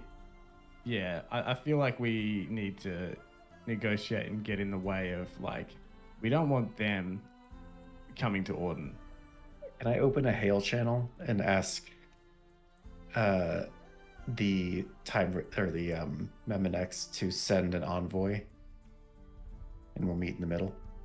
Sure. Yeah. You say that, and you say, and they respond. One of the comm techs on the ship says, "There's already one on the way." Brilliant. Marcus, you're nice and intimidating. And so is Mazchna. Do you want to come along? Sure. Yeah, let's come along. I'm also the only one. I think I'm the only one with the presence higher than 1 here. I have a presence 2. Oh, okay. Presence -1. So I'll just look the part. I won't say anything. Meaning, Marcus will say something stupid. Nah, he'll be fine. And we got wings over here. We'll be fine. Yeah.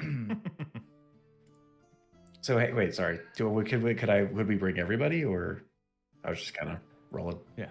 I mean, they're gonna come over to the deck. They're gonna have like a ship just off of the side of the ship, like a smaller ship. Yeah. I'm saying ship too many times. Fast approaching. Better get out there. That's our guests. I'll disconnect from my amniotic tank. Yeah, it's a bunch of tentacles that attach themselves to your head. Captain, you should stand up here to be more important. Oh, good idea. Remember, he's the pilot. I'm the captain. Look at her. She is the captain. There's room for 2. There is. And as lieutenant, I will stand on the second tier. Lieutenant or lieutenant? Are we British? Did I? As the scout, I'll stand in the bow. Oh, all the way out there. Nice. Yeah. All right. Yeah, they fly up to you to the side of the ship, and you see Sergeant Verbanu, and he is an intimidating cop, built very muscular. He has a flat top style haircut. Since he's a Memenek, his hair is made of metal and steel, and he stands on his ship and he says, "We got a mission for you. If you choose to accept, can I come on board?" Of course. Though, wipe your feet on the mat and take off your shoes and put them on the side. What constitutes a mat on this ship? I'll point to a little spot that it looks like hair, but it's like really thick hair. That's just you can like scrape your boots off with that. Yeah, then the little things like latch onto the boots and start like eating it. Yeah. What is the nature of the mission you bring us? Well, it's top secret, so we have to go on our ship to brief you. Oh, okay. Bullshit detectors going off. It's a 6-man job, so we got you someone else. Okay. Okay. Well, quick huddle. Doesn't seem like we have much of a choice here. I agree. You see, he's flanked by like two troopers on each side of him. Yeah. So it may just be wise to go along with it, and we'll probably have a moment to resist, and I don't think now is that moment. Agreed. And maybe they'll pay us. True. Money is always good. Well, these aren't the hang on. time Sorry, raiders. credits. Units. The gold. Space gold. The fiat currency. Have you looked at these tentacles? They're really relaxing to watch. I'm not paying attention. He's just got mesmerized. All right, I'll join the Mr. Police Chief. Djevel, we gotta go on that ship. Okay. Does it have tentacles? I don't think so.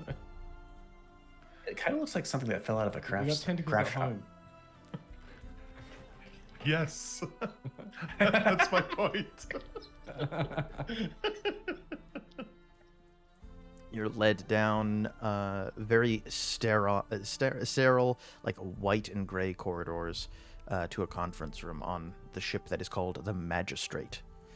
Already at the table is a Polder cleaning his fingernails with a dagger, dressed in a leather jacket and a silver helmet in his lap. He has his feet kicked up on the table. His shoes have jets on the soles. Does he have his hat on his in his lap because he doesn't wear any pants? He is wearing shorts. Yeah, cargo shorts now. Okay. Thank you for adding that detail to the story. I was imagining a kilt. He's wearing a kilt that also doubles as cargo shorts. So he's got deep pockets down the side of the kilt. Yes, deep pockets down. Yes. And he looks up from cleaning his fingernails, and he says, "Name's Shim. They twist your arm too?" In a manner of speaking. You can say that. Shim. Where are you from? Nobody twists my arm, except for me. Where am I from? It sounds like you're from Queensland. Yeah. I'm not trying to do it. I'm not trying to do a New Zealand accent, but I'll try. I don't want to insult anyone, you know. Queensland I really is don't. Australia, my guy.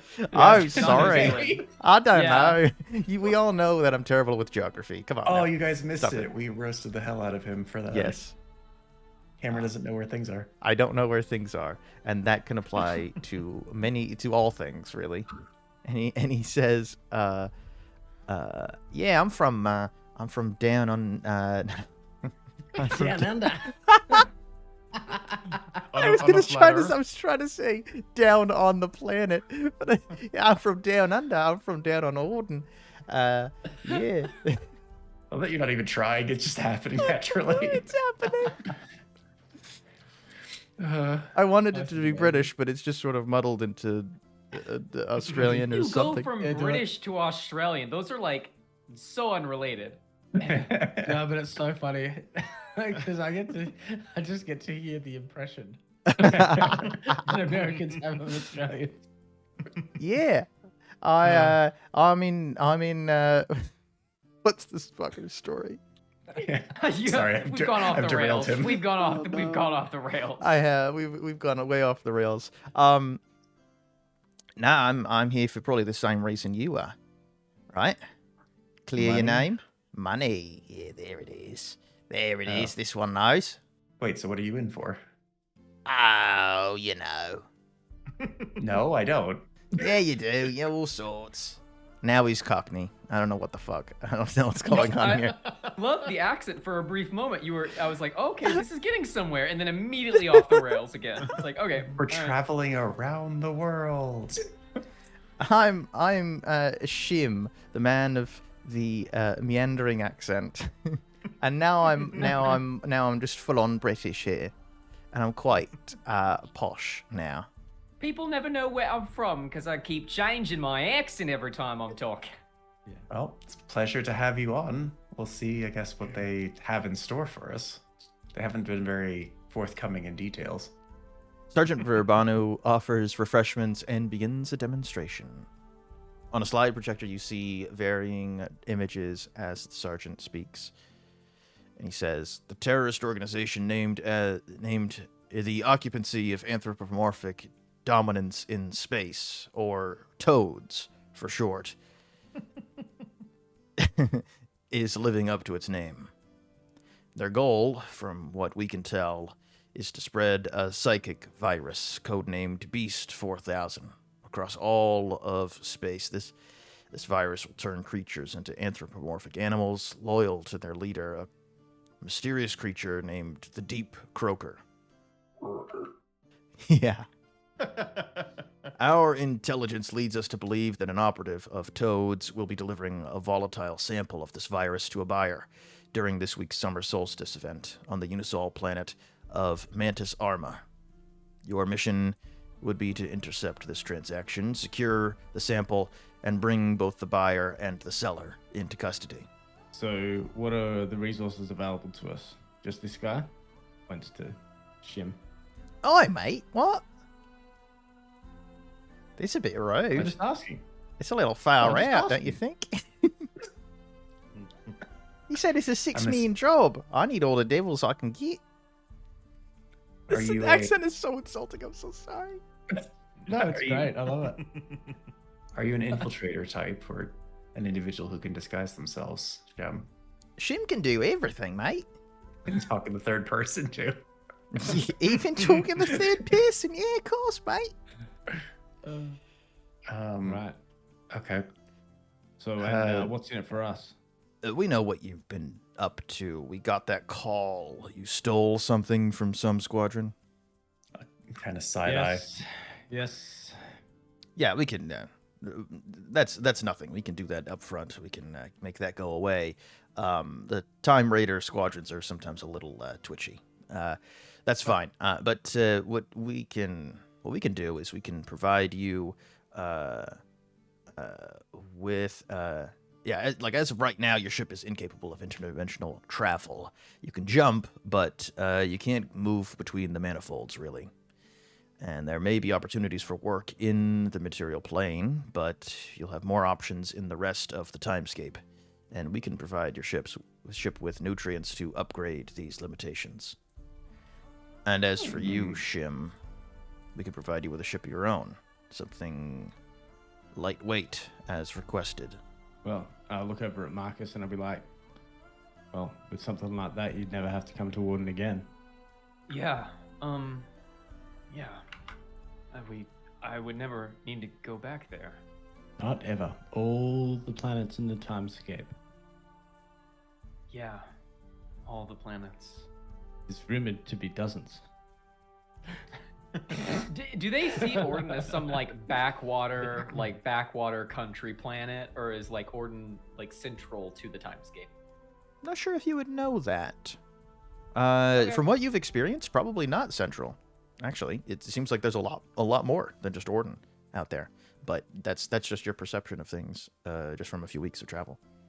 Well, boss, and I look at Mazchna and Adama. You can't really tell. I'm like kind of looking between them because you can't tell who's in charge.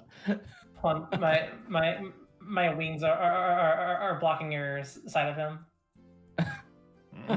Okay, all right, Mazchna. Then, what do you think we should do? You in? Yep. All right. I lean over to Shim and I say, "You should ask for a ship with tentacles." Ah, yeah, all right. And he leans forward and he says, "I'd like a ship with," and he looks at you and nods. "I'd like a ship with absolutely no tentacles, because that would be fucking weird, wouldn't it? Who has a fucking ship with tentacles? That's fucking bizarre, mate. Why would you ever say something like that?" You have no taste in timescape travel. Yeah, I'm the one saying that. You're the one saying that I don't have any taste, mate. Oh, right, blimey. James, keep it together. Keep it together, James. It's so amazing, Isn't it? Anyway, and he leans over to the big boss and he says, so who is this? Who's this buyer anyway? And he says, the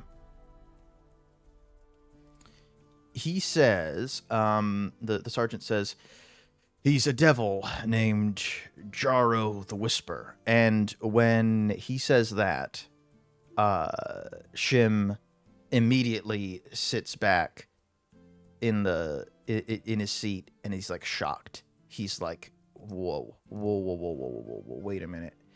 And he says, "Are you talking about Jaro the Whisper, the really bad guy? He's like a terrorist, and we're supposed to go after this terrorist? Are you serious? I'm out.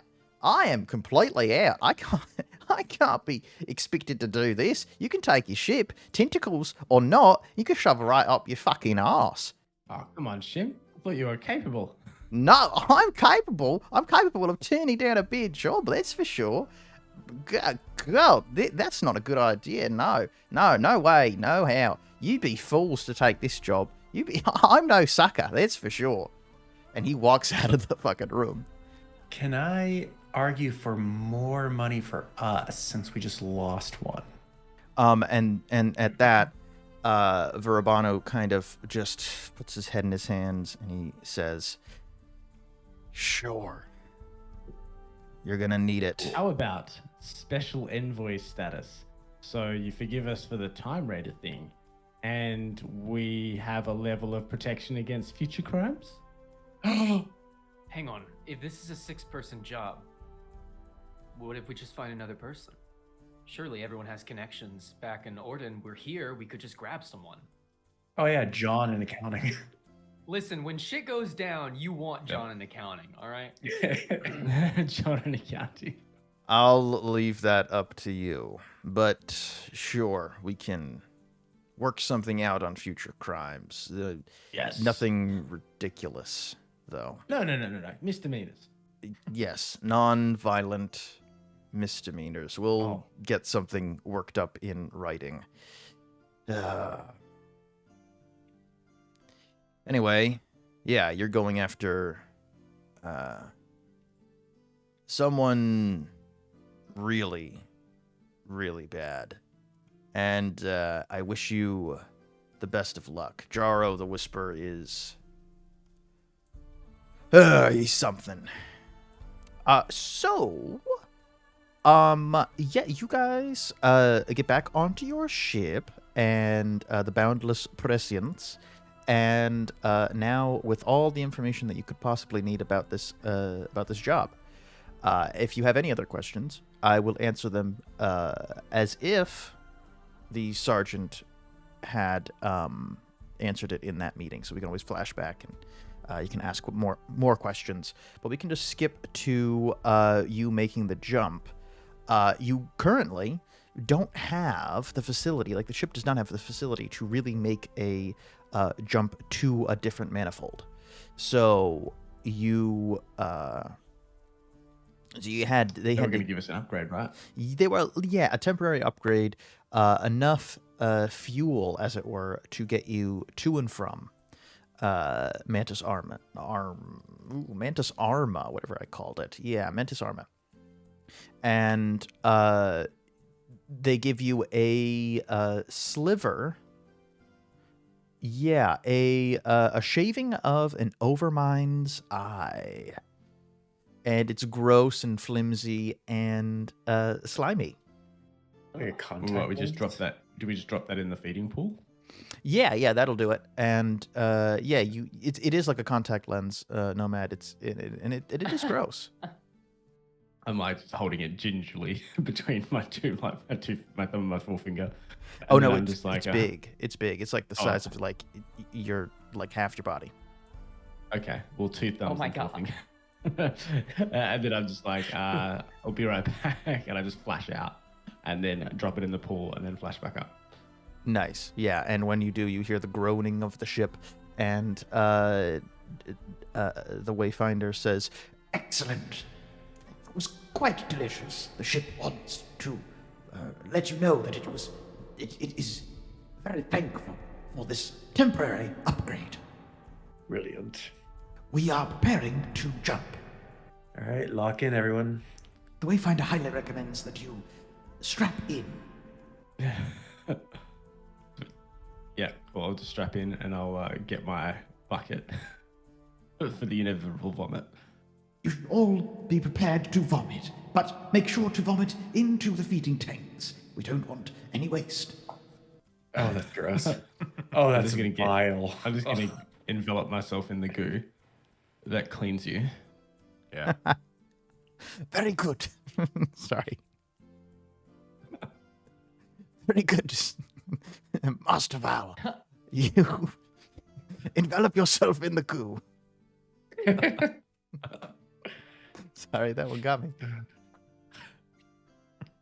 And yeah, you feed it, and the veins of the ship glow a bright blue, and the muscles tighten, and it groans, and you can tell that it's happy.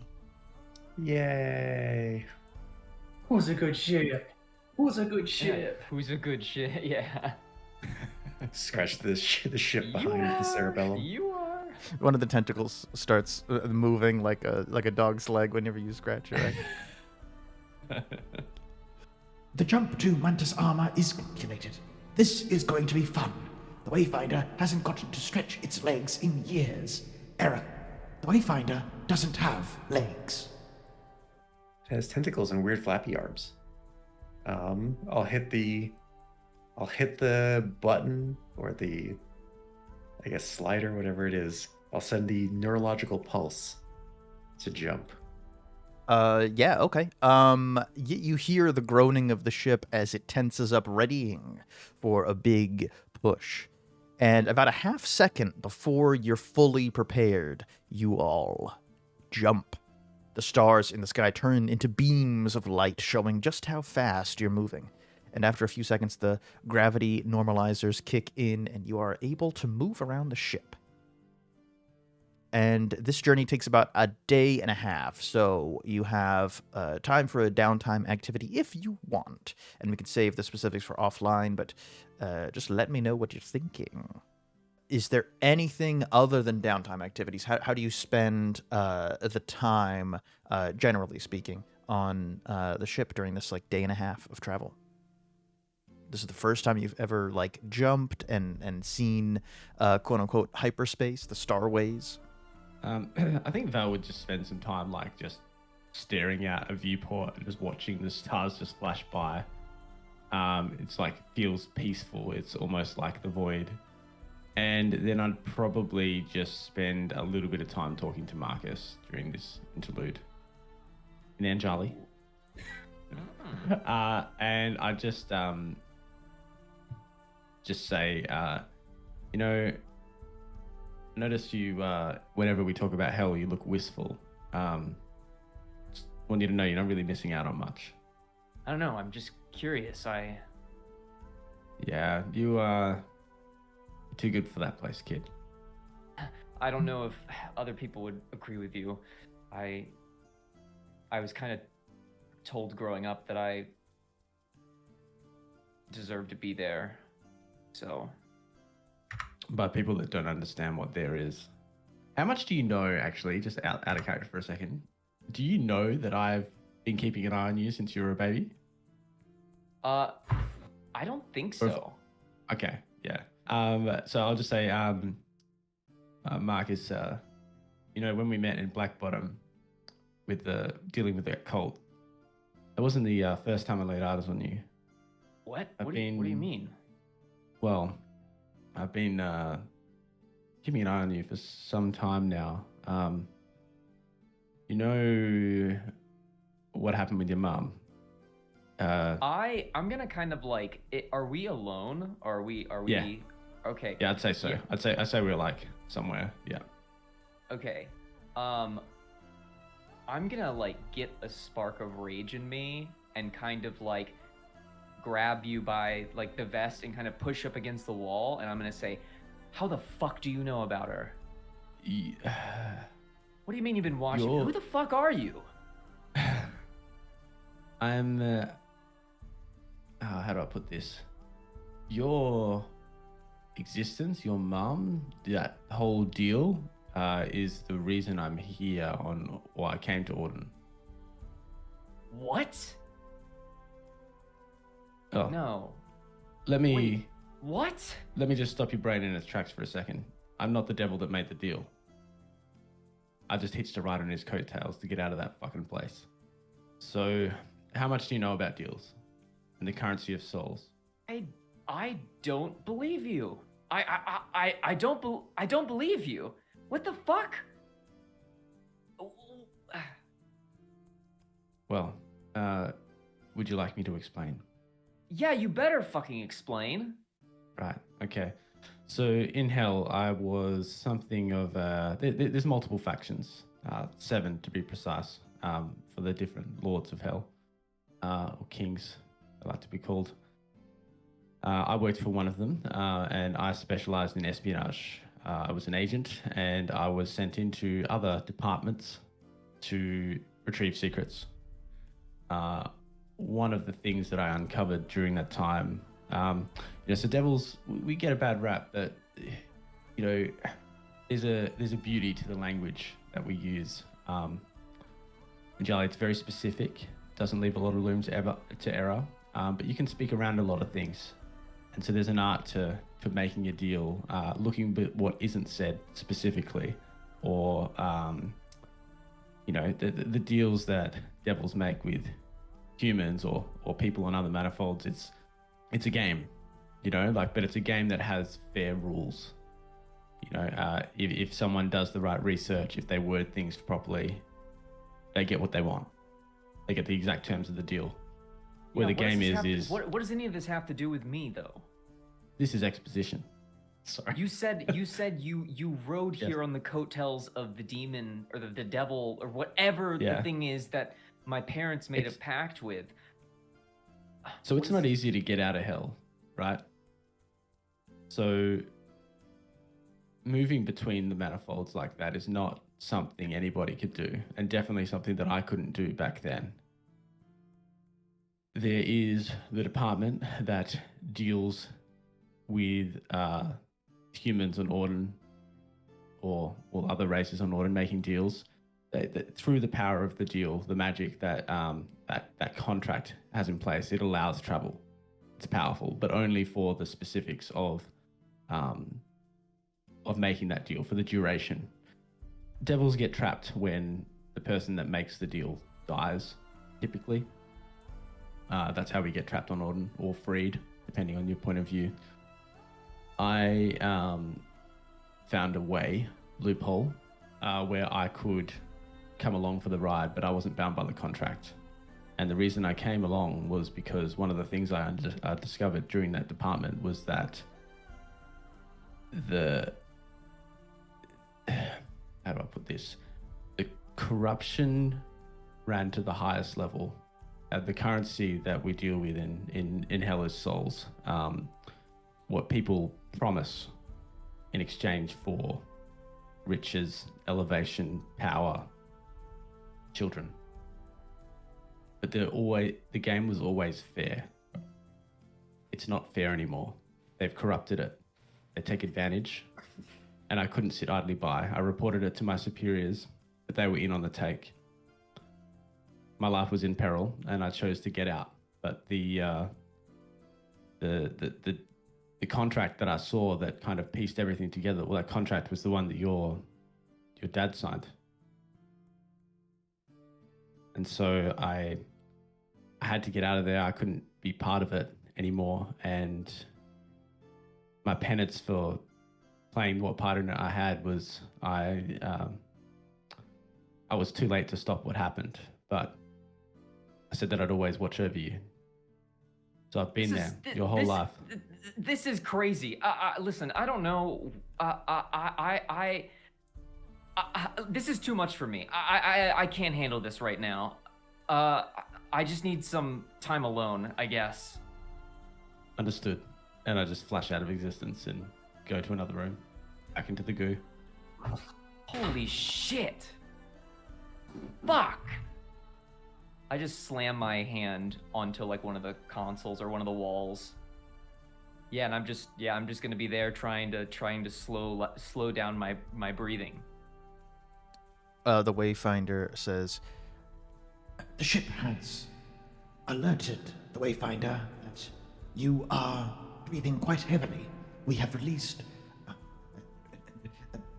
a higher dose of oxygen in the chamber. Yes. Do I hear this? Yeah. I just say, fuck off.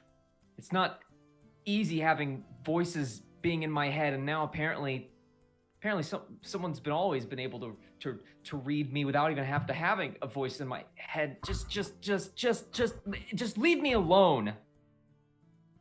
For what it's worth, Master Val does seem to care very much about you. Yeah, it's just, I just don't know how to feel. I mean, he helped me out back in the city, and now I'm talking to a spaceship. Just in point of fact, the Wayfinder is not part of the ship. It is the Wayfinder is just a conduit of sorts through which you can speak to the ship, as the ship has no facility to speak, or rather, the Wayfinder is its facility to speak. All right, I understand. I get it. All right, you're not the ship. You're just like a part of the ship, whatever. But I think Marcus is probably like, I need to just be completely alone right now. Okay. How is he feeling? Is he feeling like, what emotions are coming to mind here? I think he's feeling really conflicted because he really looks up to Val. Like, really, really looks up to that dude. He's the one who gave him a second chance, who helped him with the whole, like, problem with the cultist in the city, that he was getting involved with some shady stuff. But then just now knowing that not only he knows about him and about his parents and where he lived, but he was also part of the deal that brought him into the world, into Orden. I think it's just too much for him. It's like he's like really just like trying to piece everything together. Like he feels lied to a little bit. Yeah. I mean, that's totally fair. Yeah. I mean, how would you feel if someone was like, oh yeah, by the way, I've always been watching you, and your parents, actually, I've known them for however long, and I've always been watching you. It's like, oh my god, what? That's creepy. But you're a friend, and I look up to you. Wait, what the fuck? To be fair, I never knew your parents. I was just there when the Right, it but happened. you're part of Yeah. a deal. Yeah. That they well, made. no, I kind of like I hitched a ride on the devil that made the deal. Like I came with when it all went down, but I wasn't there. I was too late to stop it.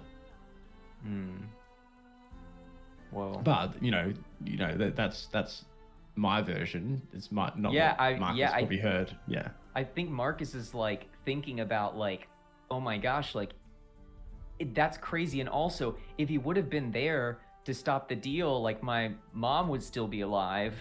Like, and also, but would then I be dead or would I be normal? Like what? Like I have so many questions. Like he's just like I don't know. Like I have no idea what's going on. I feel really lost. Yeah, when you think, like, would I be dead or would I be normal? The Wayfinder says, You're perfectly normal, Marcus. In fact, you are actually in quite good shape for a devil your age. I could bring you up statistics of Listen, devil didn't I say I anatomy. wanted some Understood, yes. alone time, please? Understood, Master Wayfarer. Apologies, Master Marcus. The Wayfinder will shut up for the next several hours. Yeah, and then he'll go to wherever he's been, wherever his room is, wherever he's been hanging out, you know. okay, and kind of chill out. Yeah, Yeah, where are our quarters on the map? they are on the map. Yeah, they're somewhere. Are You they could go into a feeding pool. You could go. Yeah, they might be the Yeah. feeding pools. They might these actually teleport you into bigger spaces that Oh, are cute. your Okay. are your like chambers. Yeah, sure. Nice. Well, then I'll make my way down to go to the teleportation pool. Yeah. Mazchna is just staying aloft in the air by the main feeding pool with a clipboard and taking notes. Of what? The pool's vitals and whatnot. Seeing how the ship reacts during warp speed. Yeah, I think the feeding tubes sort of, or the feeding pools, kind of go into a bit of a dormant state. I think you would be able to observe, kind of knowing. Okay, we probably need to reserve power to all of the jumpy muscles, and we need to sort of convert the power over there. Yeah. The cube says again in your mind, as you're floating here, it says, Devil, don't feed me to it. Do not feed me to the ship. It is... don't do it. I swear, I will enact revenge. Not once have I implied that I wanted to do that. I can tell in your mind, in your very thoughts. I understand exactly what you want to do. Don't do it. I shall die forever and you will lose so much power that I have. You want my power, don't you, Mazchna? You're still here, so yes, obviously. Yes, good. Don't feed me to it, please. I don't understand our relationship. You constantly tell me not to do something that I was never going to do in the first place. One can have anxiety, even if I am a terrible and powerful god. All right. I set the cube down on the ground. Let me pull up some Spark notes on how to be a CBT therapist. Or may I suggest drugs? drugs would also help. Yeah. Can I use... I don't have that skill, I don't think. I have lead. I have lead, I have strategy, I have lie. What are you trying to achieve? Yeah. What are you trying to do? And then let's find a skill that matches. In a sense, therapists are just professional gaslighters who don't have any negative connotations to talk to them. Oh my god. No. This is. Oh no! I'm gonna get. No! This video's gonna get Wait, fact hang checked. on. This No, she's video's- cooking. She's cooking. Let her cook. Oh no! Let her cook. I think I missed Yeah, she's something. cooked all the way through and burnt. Yo, that bitch burnt. Oh no! Oh no! What? So I've missed something. What is happening? Renée, I don't wanna know how to repeat that? describe it. Yeah. All right. Hear me out. Their Hear me their job is their job is to help you think a certain way. Uh-huh. Therapists, yeah, So- okay. Yeah. So in a way, that's sort of like gaslighting, but in a good way. Okay. Can Positive gaslighting. Can I use the lie skill to positively gaslight? Holy shit. I forget his name again. Shit. The cube. Torzul. Can I use the lie skill to positively gaslight him into trying to relieve his anxiety? Sure. Yes. Alright. Before you roll, what is the lie that you are trying to tell? And this will determine if you get an edge on this. Trying to convince them that they're not in their wise mindset. They're in their rational mindset, which isn't necessarily bad, but there's a balance between I think it's the wise mind and the what was the other one? My therapist said wise mind and the emotional mind. Or there's a balance of the logical mind and the emotional mind that gets you to the wise mind, and I'm trying to convince Torzul that he's stuck in the logical mind. This is the craziest skill test I've ever had a player make. I'm just letting you know that.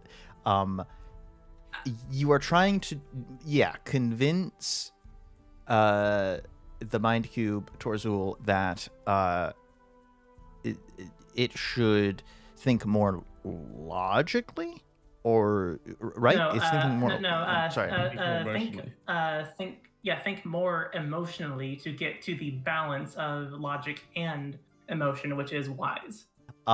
Make the roll. I'll give you an edge just because it makes a lot of sense. Your logic tracks, and it's based in real therapy speak, which is not gaslighting. I know. Can I use reason instead of presence? Sure. Yes, because therapists Right. are reasonable professionals.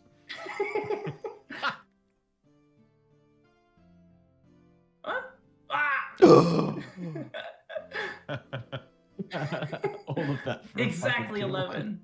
Exactly 11. Jeez. We got hero tokens, bro. That's true. Come on. You do have hero tokens. We have. You have 5. Yeah. Oh, Let's boy. hero token to re-roll that. I'll set it up again.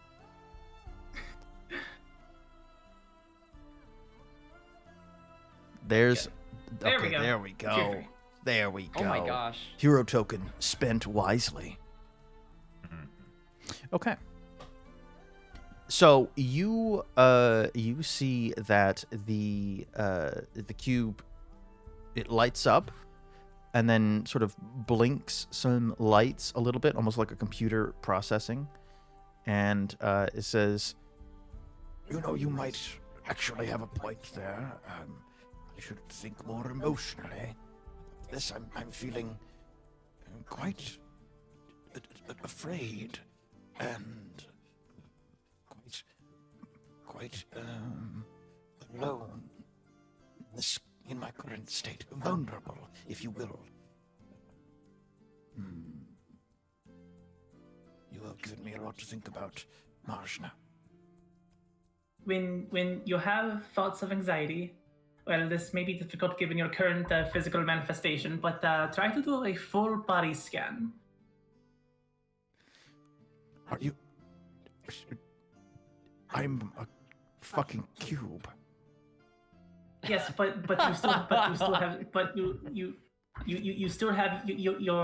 have your senses. Do you not? Do you still see and hear? Do you smell? Do you taste? Yes, yes, I do all of those. Yes, which is a very good point. Okay. Here's another practice on I think it's called 1, 2, 3, something like that. When you feel in anxious thought coming up, look to see one thing, try to hear 2 things, try to feel 3 things, and try to smell 4 things. And distinguish each one. Okay. Yeah. It internalizes the this is with the mind cube. This is with the boss of the last adventure that you have crystallized. But yes, it I'm role-playing therapy. Yeah, we're role-playing therapy with a mind cube. So yeah, and it you talk it through, and you go through the different all those different steps, and you know it counts out all of these different senses and things, and you actually make a little bit of progress.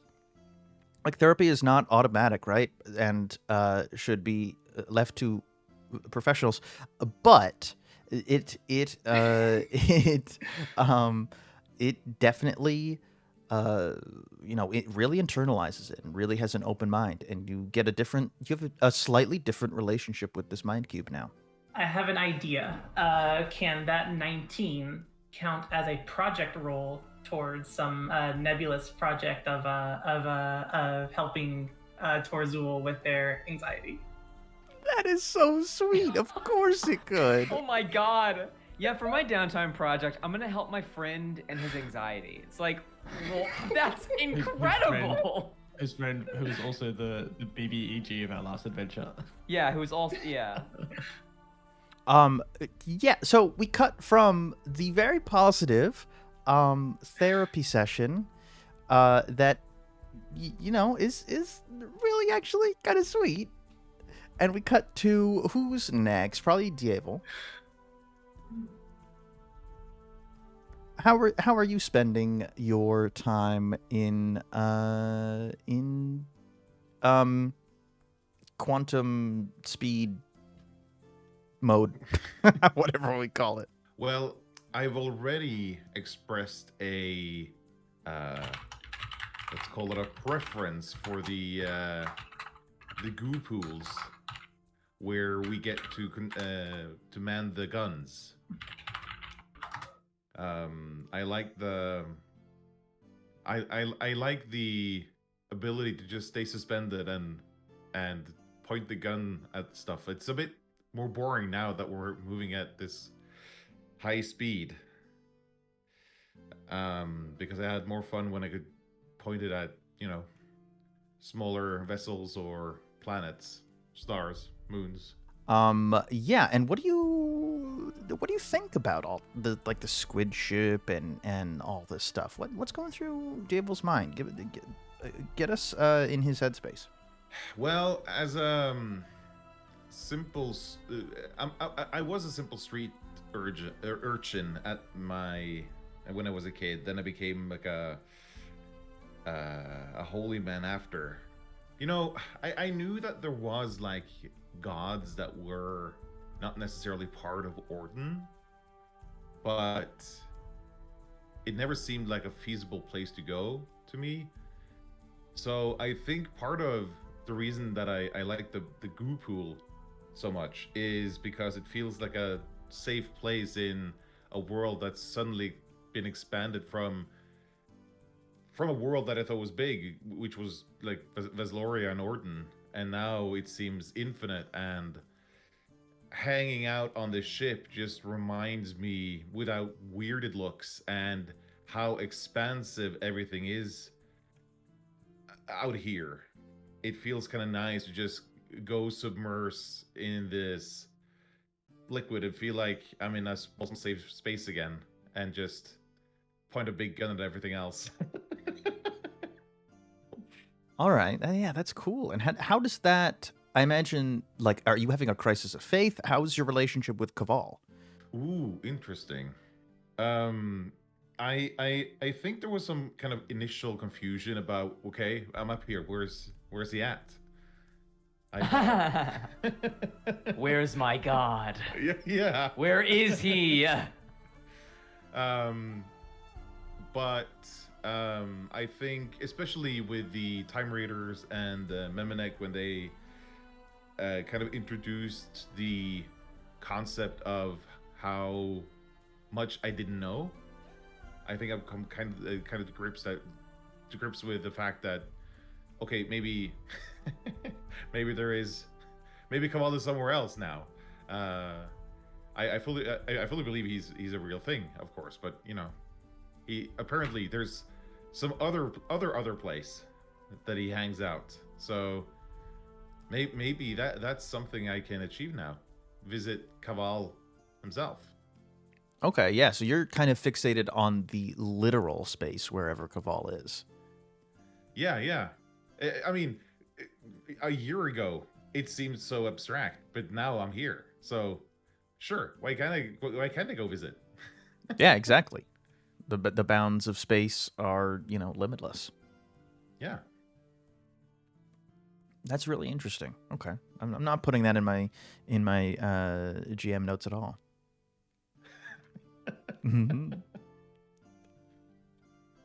And who's left? Me. Adam. The pilot. The chosen one.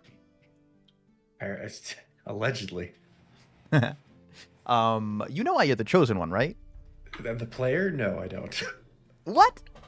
Oh, so he would, like, the Wayfinder would tell you that you're the chosen one because you have the sailor background, and they were reaching out for someone who could fly the ship.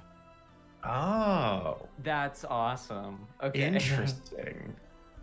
Questionable judgment, dude, given his lack of wings. The wingless. The wingless. Adam Meric the wingless. So, Adam, what are you doing in this time? You don't have to be strapped into the pilot's seat. So you are free to move about the cabin, but what are you I do actually want to be strapped in the pilot seat because I find it quite interesting, the intellect of this ship. So if anything, I would like to with the caustic alchemy that I have, I would like to brew a minor hallucinogen. And then I would like to see if I can connect mentally with the ship to try to delve into its history. Okay. All right, we doing drugs. So yeah, roll an alchemy test with a double edge.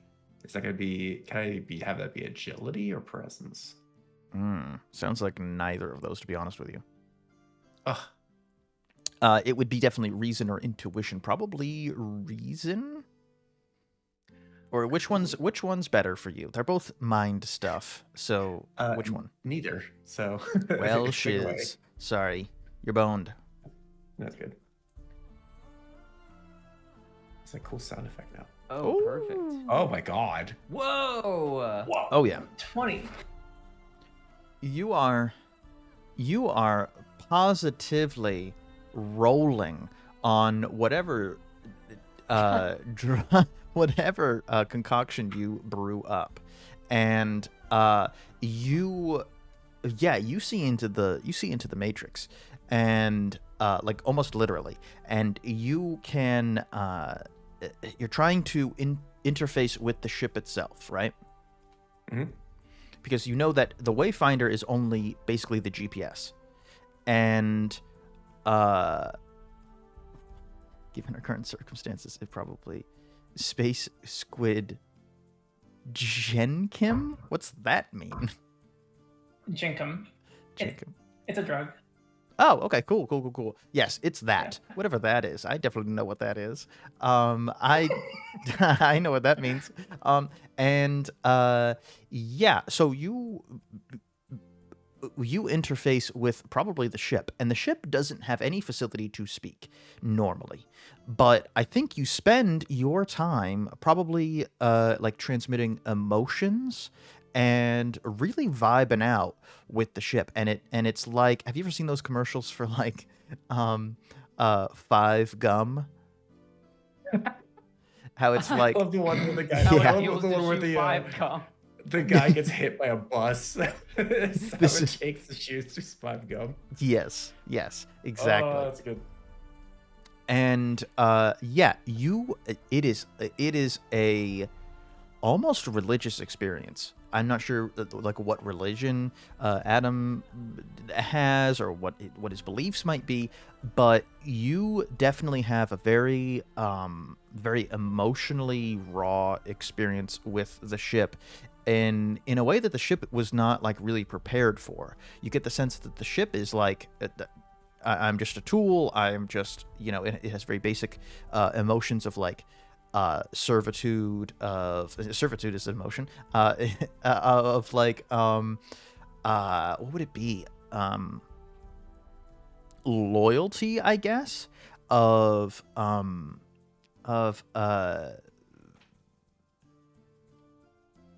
I'm not sure how to really verbalize it, and I guess the ship wouldn't either. But you get the sense after you're done with the travel that the ship, you are bonded with the ship in a very intense way, like almost like you are family. I guess you are one, you and the ship.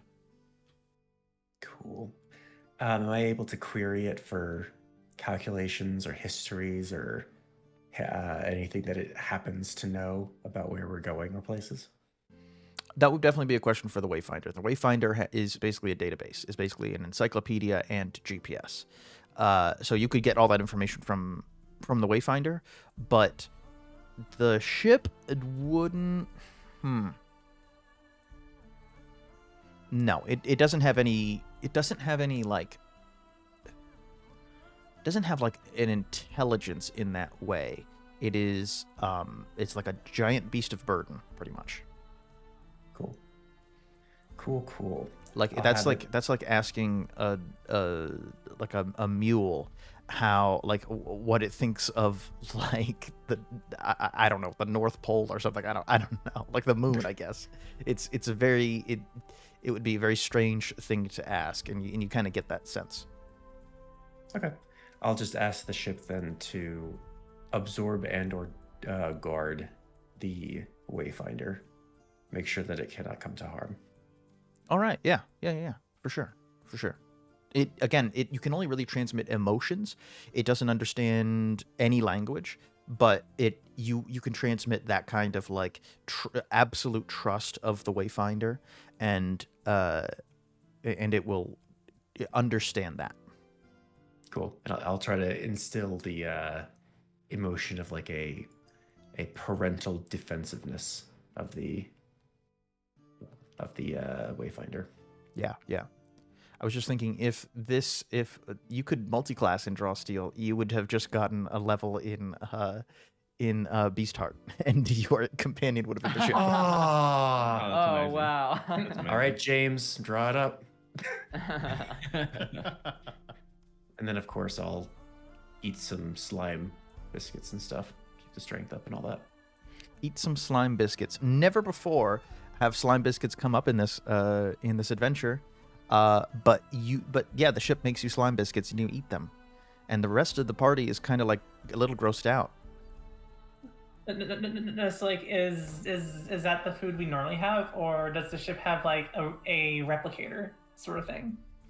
It has kind of, yeah, I haven't thought about that. I'm not sure. You probably bring your own food. You probably have to buy your own food, but because it runs on proteins, it would be.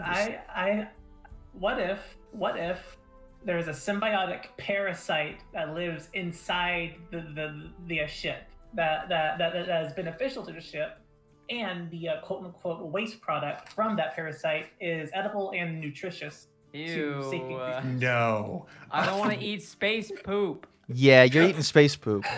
I love that idea, Renee. No! Thank you. Oh my God. You gain another victory. Everyone gains a victory for space poop. Oh, Oh, I mean, I'll thanks. take it. I'll take it. Absolutely. Coming out of your jump, I need everyone. Actually, this will be fun. This will be fun. Everyone make a might test. I'll give you the roll. Ooh. Oh, my. I'm not very strong. It's okay. It's okay. Just trust me. I'm jacked into the ship. Does that count for something? I'm in the recon goo. If you are in the goo, you have an edge on this. All right, cool. Yeah. And it's going to be an endurance test to see if you throw up. Ooh, Oh, ew. Do I have endurance? Ooh. I don't remember if I have endurance. Ooh, that's awkward. Ooh. I think I do. all right. I do not have endurance. Okay. Incredible. Okay, this is a hard Wow. test. Oh, yeah, it is. Of course. Wow. Shabingus. Shabingus is... Our fearless leader. Our fearless leader. Yeah. That's why she has the wings. Yeah. What are we enduring? You're enduring the urge to vomit as you jump out of quantum quick fast mode. You are in the orbit of Mantis Arma, and everyone except for Mazchna kind of throws up a little bit. And it's fine. It's just superficial. The ship will eat it up. It's okay. You can't tell inside the goo. Not really. No. Oh, God. Yeah. No. Because the goo just kind of. Mazchna has trained herself on G forces. She would sometimes fly high into the sky just to drop and then catch herself, so she can acclimate to roller coaster scenarios. Incredible. Yes, of course. I climb out of the goo pool, and when I go through the door, I say, "Do not go in there," and I switch over to another one. Oh, my God. Incredible. Yeah, so you are now hovering above Mantis Arma. The planet is massive, with scores of other ships cruising down to the surface. As you fly down to the surface, you would notice the 3 miniature moons in orbit. These moons are stuck in orbit with the planet, and thus are always visible to 1/2 of the population. Some grow up never seeing the moons. Oh. Does the just Wayfinder move know the slowly, though. names of these moons? Yes, the Wayfinder knows exactly what the names are and gives you the names. Nice. I knew you. I knew it. I found the unrendered area. Yes, it is slightly less rendered than the rest of this city. Wait a Yeah. second. These moons are just JPEGs. Yeah, they are just Sky. 2D representations of the moons currently. Yes. They're just part of the skybox. Yeah. So your mission brings you to the city of Venarius, home to the floating elemental pyramid. When you breach the clouds, you see a city alive with magic and excitement. Magic carpets made of metal and flying clouds made of like little metal particles, ferry people through the sky to various locations, and small dragons stretch their wings and play with one another in the air. It takes you a few hours to get landing clearance, and it's a very busy time of year, being that it's the solstice. Everyone wants to be here for the show. Every summer solstice, the elemental pyramid opens, and the high elementals put on a dance, and it is pure spectacle. When you exit the ship and breathe the air for the first time, you feel a sense of euphoria. The air is lighter than you're used to. And your point of contact is the Royal Triangle, a hotel in the Elemental Square. You know that Jaro the Whisperer is staying there, in somewhere in that hotel. Okay. Did we like have a contact to meet up with for more information, or are we just expected to like? Did we get everything that we need to just go straight in there? Yeah, you know that Jaro is not the terrorist type, but he's wanted for many crimes against the timescape. Drug running, arms dealing, souls dealing, you name it, he has had a hand in it, or two hands in it. Oh, but actually, I did get the special agent spy ring title. Ooh. So I gain a piece of magical jewelry such as a ring. While wearing the ring, you take on the illusory appearance of an individual I can see within 10 squares of me as an action. So I can just be like in the hotel, just be taking on the appearance of other people in the hotel. Oh, that's really useful. Yeah. Yeah, and it lets me automatically succeid on tests made with disguise skill. That's really cool. That's cool. I can't imagine what person, so nice to meet you. I can't imagine what you might use that for. When we enter the manifold, I think Marcus is probably like, getting to the front of the ship to like look at the city, and he's probably like, I'm never gonna get used to this. Yeah, especially with the sense of euphoria that you're feeling with the air. Yeah, it looks completely different from Orden. It looks like, Art Deco everywhere, shapes and designs, and everything is very linear and logical. All the architecture is very logical and colorful. I shout below the deck and say, Mazchna, get up here! You're gonna want to see this. Okay. I fly up. Look at this place. Never seen anything like it before. Is this what hell's like? No, hell is much more nicer than this. Nicer? Whoa. Wow. Yes, this place is missing the fire trees, the fire lakes, the fire rain. But there's like a lot of fire. Okay. Oh yeah. Interesting. That's it. I think Marcus is just giddy and wants to share the moment with someone. How romantic. Yeah, you land and sure, but it's hard to see with the wings going, but yeah, it's you land and it takes you a little bit to get to the hotel. Could I have someone please roll a normal a power roll without any bonuses or anything? Wow. Hair trigger. Right there. Interesting. Yeah, on your way there, a speeder bike made of like this brass tubing. It looks like a plumber's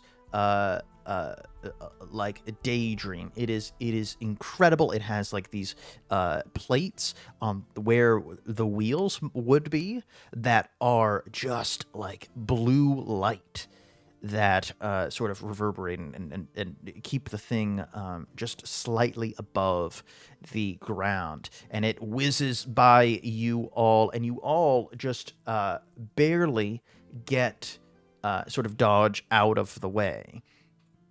But it can't quite recover, and it crashes into it crashes in the street into like this several shops. And hey, I'm walking here. Oh my god. Yeah, and the driver is this strange like a crab dude, and he's very, very injured, and now the bike kind of bursts into flames, and he's in trouble. If you want, you can try and rescue the crab dude, but it's gonna. Whoever wants to do that, you will spend 2 recoveries, but gain 2 victories. I mean, I think we should wait until he gets a little red, and then maybe get a nice little lobster. No. I will happily run forward to try and help him. But I lose 2 recoveries. Lose 2 recoveries, yeah. Okay. Anyone else want to help? Would that split the victories between who's helping? Nope. And/or the recoveries? Nope. Anyone who tries will lose 2 recoveries but gain 2 victories. I mean, sure, yeah. Seeing Marcus rush over, I'll fly over and follow him. Okay, yeah, sure. And what does it look like as you try and save the crab dude? Since Marcus still has the swashbuckler kit, he's definitely faster than Mazchna now. But so he gets there first. But what does Marcus do first?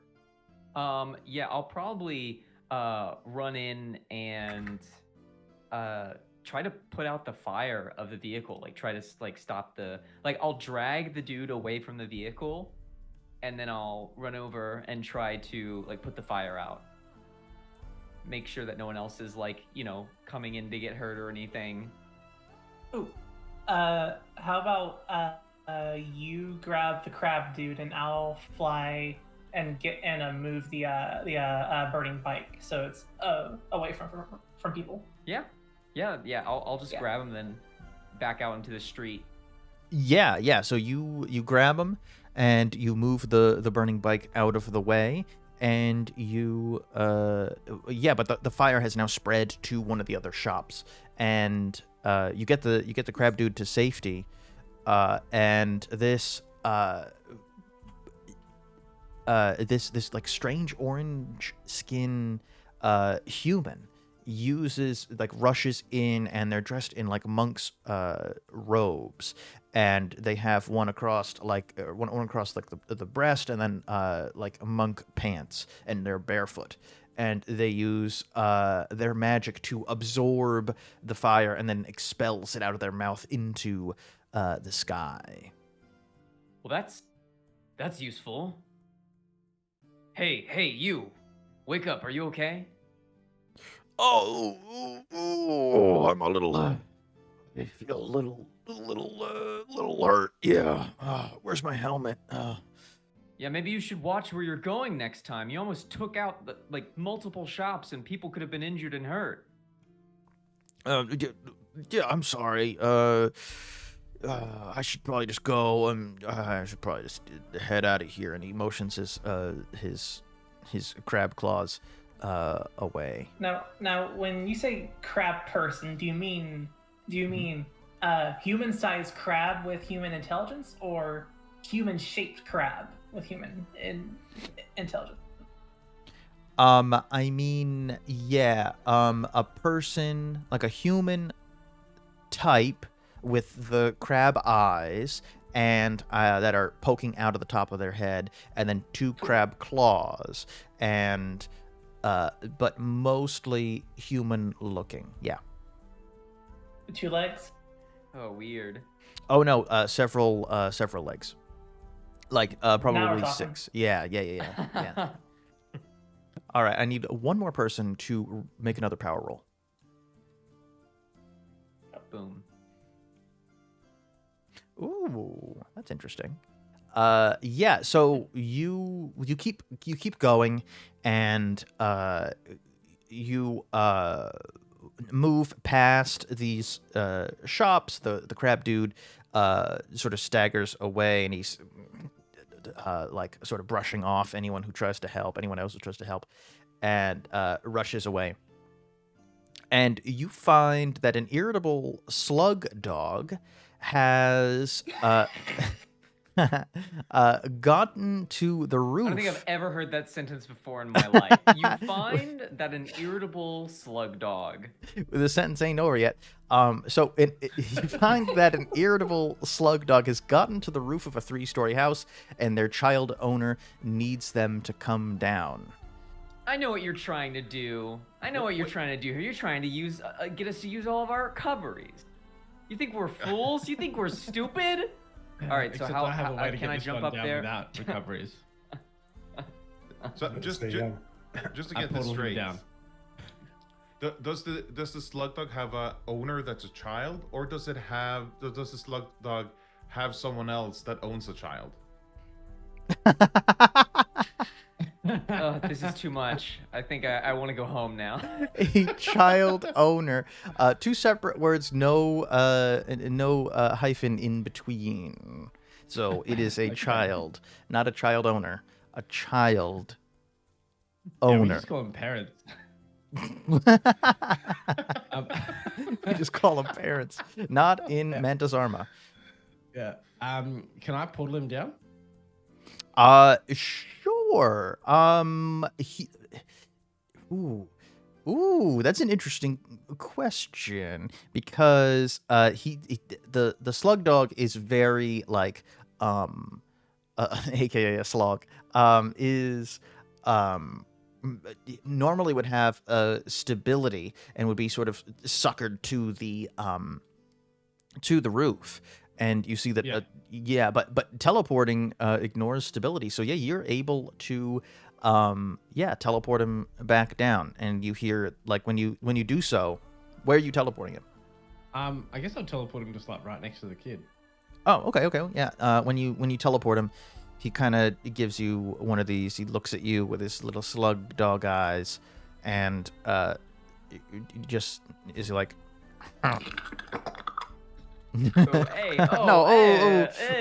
Renée, stop assaulting our ears. That was something. No, he kind of just gives like one of those, and then Is he blorking happily? No, not happily at all. Because we talked about Futurama before, I'm thinking of like the slurm, like one of the slurm things. Oh my god. Oh man, it is. Hey, I know we kind of passed this, but you said there was a monk that came up and did some stuff with fire. I just want to know, like, is that like the police here, or is that like is that a random person? Is that like a government person? No, didn't look like it. Looked like it was just a random person. A random hero, yeah. Oh, cool. When the slug dog, when you teleport it back down, it likes it on the roof as it happens, and it kind of spits at you and spits some acid at you, and you are able to just barely dodge out of the way of it. And when you return him to its owners, its eye stalks retreat, and it curls into a hardened ball. And the child says, appears to say thank you, but in an alien language, and then goes back to using the slug dog as a sports ball in the street. Oh my god. And a bunch of other kids sort of rush in, and they continue their game. Yeah, they start arguing about what is a goal and what isn't a goal, you know. Valor's just gonna be like, guys, I'm not intervening in anything anymore. Yeah, Marcus looks over and like, that would be a first. Ooh, angst. I like it. You continue on, and you don't get the third encounter, a random encounter rather. And you make it to the Royal Triangle. You reach the Elemental Square, which is oddly named as it is where the floating pyramid is. A massive pyramid with Wow, hey, we don't understand alien. Sorry, you're gonna have to translate for us. Oh my god. You're gonna have to bleep that. That's insane. I Sorry, can't believe you would say that. We're 5 minutes in, it's fine. Was that the native name for the pyramid? Yes, that was the native name for the pyramid. Right. A massive pyramid with images of brilliant worlds showing like 3D televisions on each side. The Royal Triangle is the largest hotel in the square.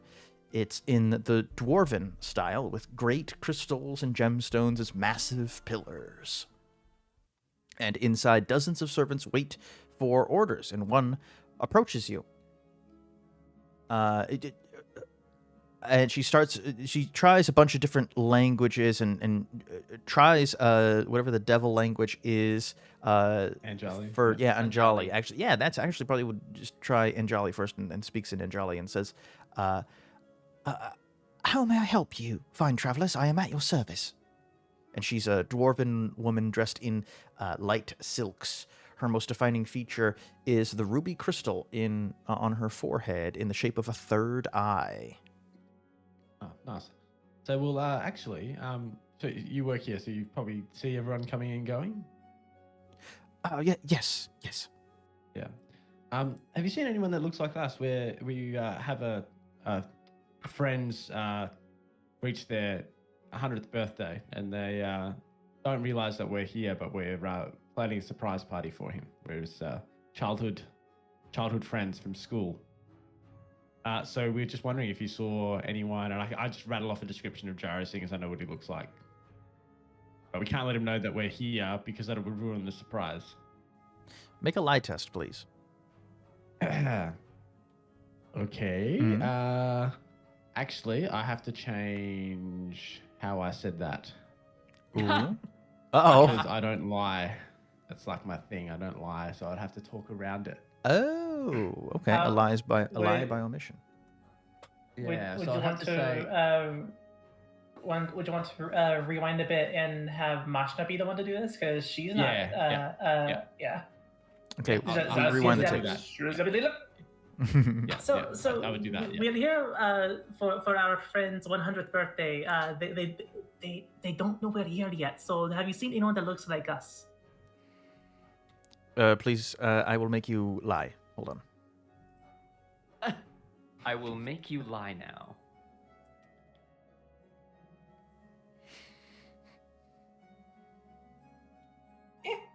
Hey, there we go. Okay. All right. Okay. Yeah. Okay. No. Yeah, she looks at you for a moment, and then says, Yes, someone like you, yes. I believe I found, I saw someone, there are several like you here in one of the restaurants recently tonight. I would try, and she seems to, like, cringe a bit, almost in pain, and she grips her forehead for a moment, and then says, in the casino, in Star Lords. There are several places to eat, restaurants. If I could run you through the different places. Oh please, Cool. we've been eating nothing but droppings for days. I could do with some real food, honestly. That would be nice. Yes.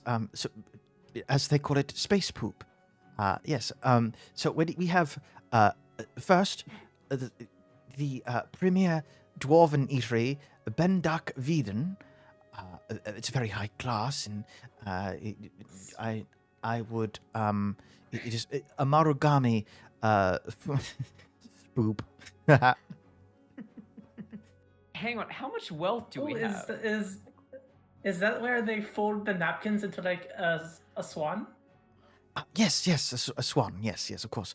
Everything is all about architecture in a Marugami. So yes, of course. It is as you say, a Marugami folded as these napkins. Yes. Does anyone know Dwarven, the Dwarven language? I don't even remember. There it is. I know High-Kyric, Kalian, and Zaliak, and Anjali. So yeah, anyone who knows Dwarven, it's not a big deal. Anyone who knows Dwarven would know that Bendak Viden translates roughly to rich in minerals, which that's the name of the restaurant. They're sort of premier restaurant here. The whole place is Dwarven themed, and that is what people will go here for most likely. The next one is called Ord's Inn, in the style of Vasloria, and it looks like a typical tavern you'd start any adventure in. Probably the most familiar to you folks. Then there's Star Lord. Oh, finally a normal tavern. That'll be me. I'll just start walking towards it. Okay, absolutely. The next would be Star Lords, which is a luxury casino-themed restaurant. And it has like card games and slot machines. and that's where this serving person has said that Jaro is that she'd seen the devils, right? Yeah. Okay. Yes, yes. So you said casino, right? Yeah, yeah. All red, baby, all red. Does Mazchna have a gambling problem? I literally decided 5 seconds ago. Yes. So she's gonna hit the space blackjack tables first, and then take whatever winnings she gets from that and put all of it on red. The next one is called the Ninth Circle.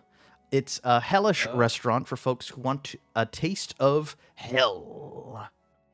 Yeah, I wish I would have stayed long enough to hear about the Ninth Circle, because I'm already over at a taste of Orden. Maybe someone could come get me and show you would me. definitely have passed by the Ninth Circle, just for reference. And then the last one is called 5 Points, and it's a members only. It's an exclusive restaurant that that has actually has mystery cuisines.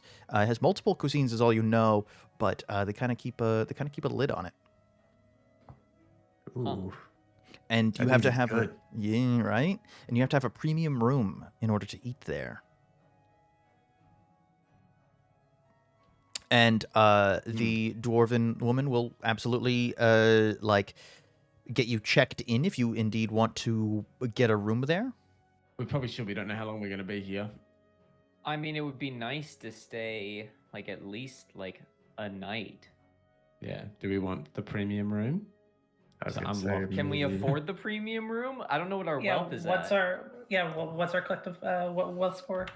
Yeah, maybe wealth 3. Ooh. Yeah, I would say that's probably accurate.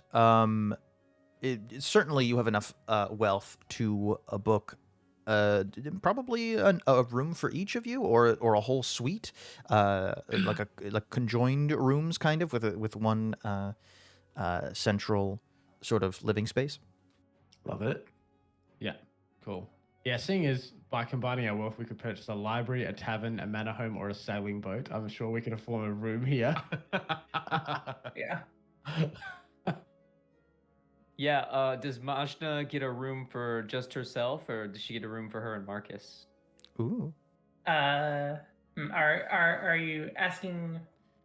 All right. Out of character, because Marcus isn't yeah. with the rest of the party. Marcus has gone off drinking. Yeah. Marcus would, Mazchna would get a room for both of us. Oh, interesting. Yeah. Interesting. She would presume that our relationship is at that stage. How presumptuous. Yeah. I wonder what Marcus thinks about it. I don't know. We'll find out as soon as she's done with gambling. With blackjack. Yeah, I'll go into the casino as well, into Star Lords. But what I'll probably do is I'll disguise as yourself. we're going through, just flicker my appearances between people that are within 20 squares of me, just random passers-by. Just taking opportunities where no one's kind of looking my way to change. And I'm looking out for Jaro. Okay, yeah. I mean, it is not difficult to find Jaro here. I mean, it's a big casino. This place is massive. It is its own zip code, but it's easy to find him. He's a rambunctious devil, and he's at one of the tables here. He is, he's playing. I forgot I wrote this. Jaro is playing crabs in Star Lords. It's a game where you roll a pair of crabs across Not a long crabs. Crabs, yeah, they take it literally. A game where you roll a pair of crabs across a long table, hoping that the crabs glow the same color when they get dizzy as a result of the roll. I want to play this game. I'm just glad that they don't roll craps. If they take everything that literally. Yeah, we had to do that with Spoop up in when we were traveling between manifolds.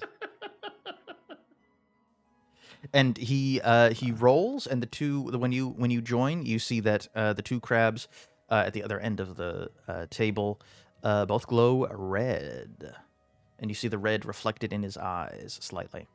And he says, "Good show." And everyone sort of collected says what? around. He said, "Good show," and everyone. Good show. Okay. Yeah. And when He's British. We need to kill him. Wait, what? Aren't Wait, all huh? devils British? Yeah. Even though Mazchna's in a completely different building, her Anglophobe senses tingle. Oh no. Yes, I'll just keep an eye on him, like unobtrusively. Roll a sneaky sneak test. Well, I automatically succeed on tests made with the disguise skill based solely on visual identification. And then I don't know. I'm guessing this is another gambling table, or is it like a food thing, or whatever? I'll just be like blending in. So if it's a gambling table, I'll just be like participating to the minimum level that is required to like I'm not big on gambling, so I'll just be like betting the minimum amount to kind of like stay at the table and not take notice, but not taking any risks, not trying to win anything. Okay, and Oh no, he's hot. No. Oh no. Oh God. Oh, hang on. Is that? Oh, so he's there.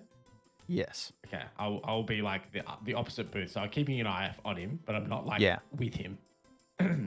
Yeah, there is a slugfish tank in between you two that you can sort of peep through, like in between these two booths. Yeah. Sweet. And he keeps winning.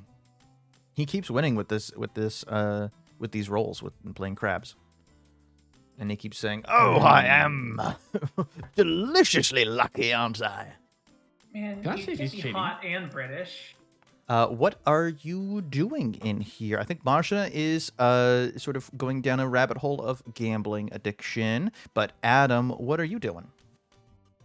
I would like to engage with the bartender and the barkeep and start asking about how what they're doing here, what's their night been like, what's their preferred drink, and start talking shop, because I'm a purveyor of some chemical mixing, as it were. So I'm curious what their experience is like. Yeah, you meet a time raider who is the bartender, and she has this mohawk that is very flared up, and she's got these big muscles, so much more muscular a time raider than you're used to seeing. They're more lanky and whatnot.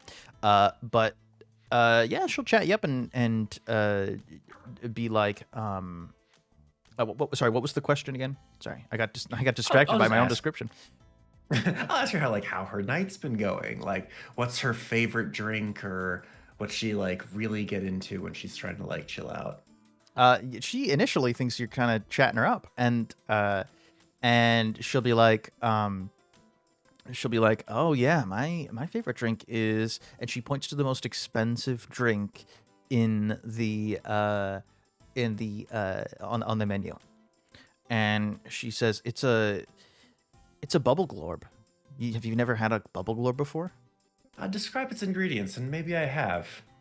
She describes there's a tentacle in there, there's an eyeball, and it's bright orange, and she leans in and she says, "It makes you sweat in neon green."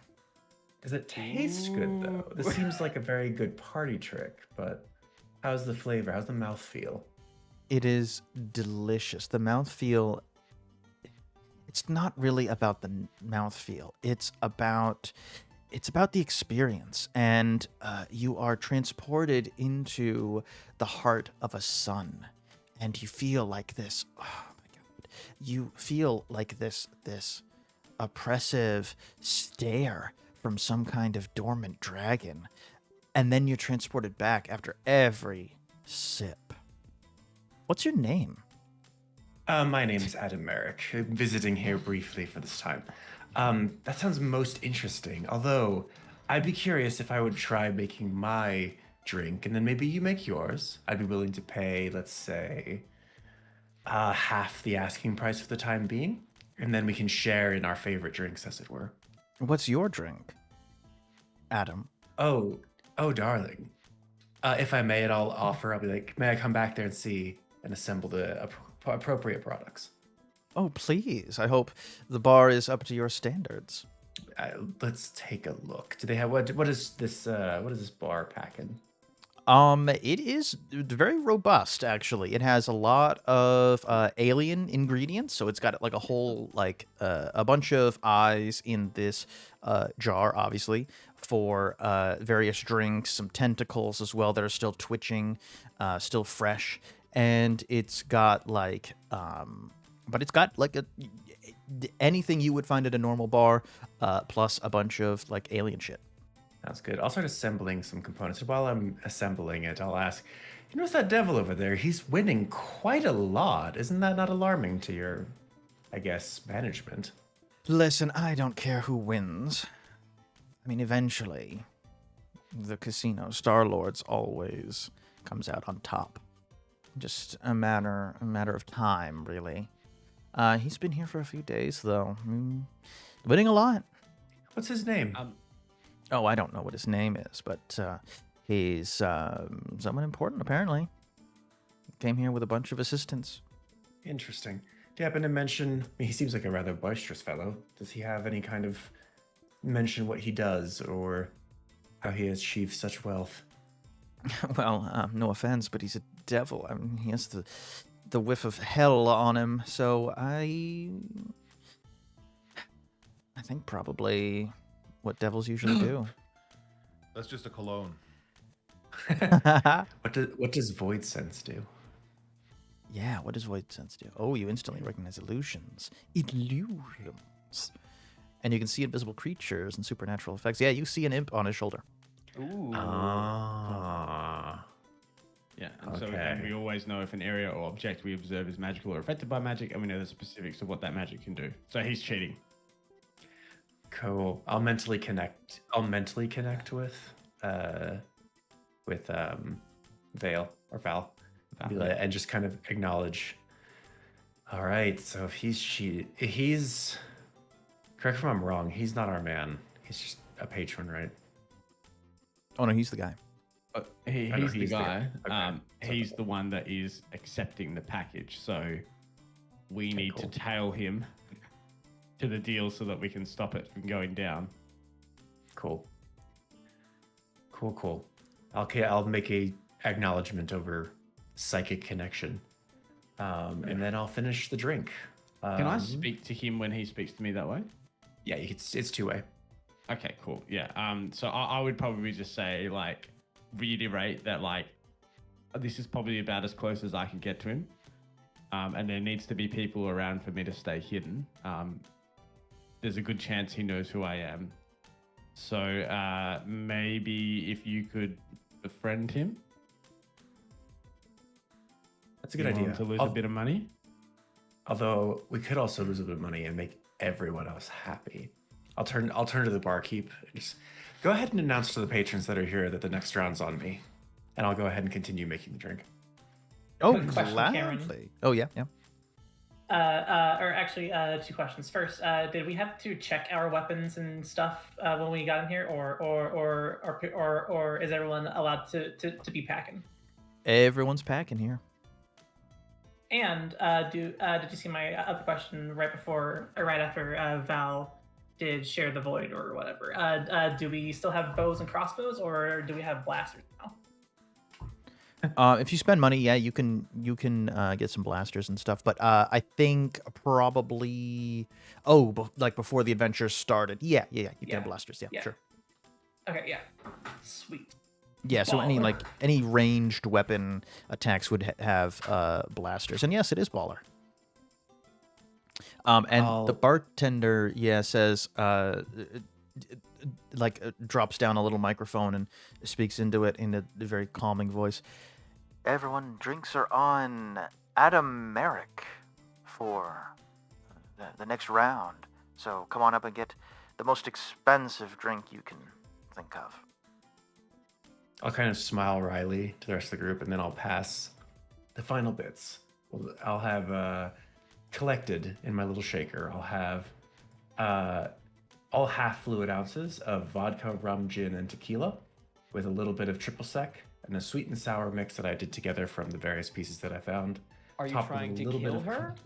Topped with a little bit of cola, and then a single what looks to be lemon slice, and I'll kind of offer it to her. This is probably just Sprite compared to the stuff that these people drink.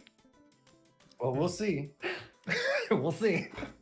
She looks. She kind of cocks her head a little bit and then looks at it and says, "And what is it called?" You know what? It's kind of a long story. From a certain island near a place that I used to live, so I call it a Long Island iced tea. I guess. Shut the fuck up! As soon as you were putting it together, I'm pretty sure I know what this drink is. But I was like, I want the pun. Get out! Get out! Oh my god! I can't believe I fell for it. I cannot believe I walked into this. She like lifts an eyebrow and says, "Long Island iced tea. All right." And she takes a sip and make an alchemy check.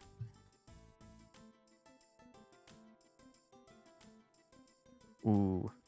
So I Did she- made a really bad drink though.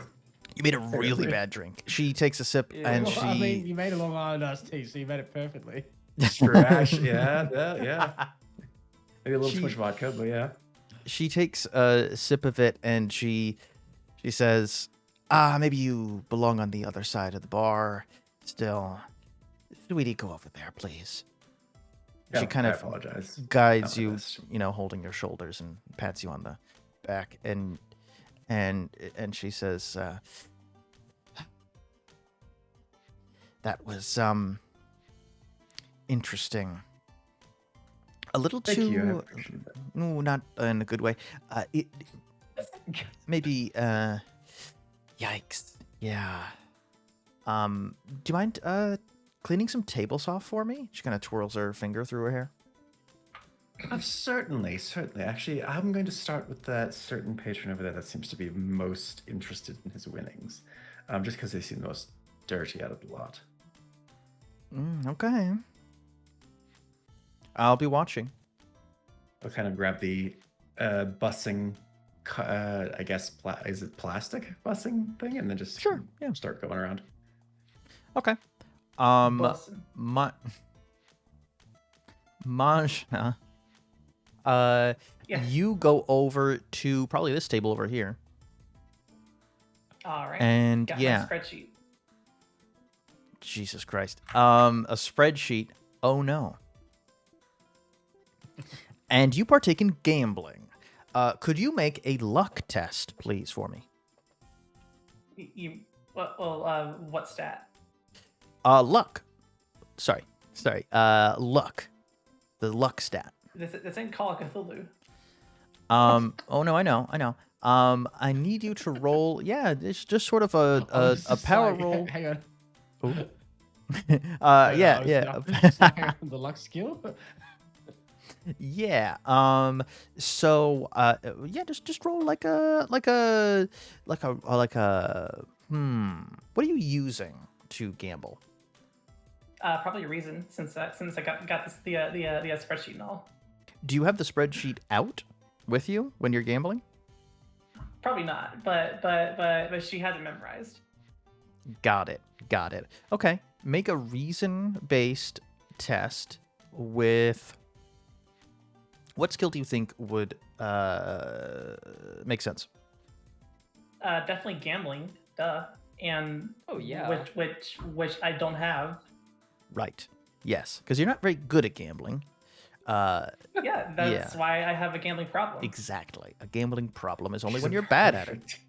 She's a perfect gambler. Exactly. So make a gamble test with your reason. All right. She's the house's favorite kind of person.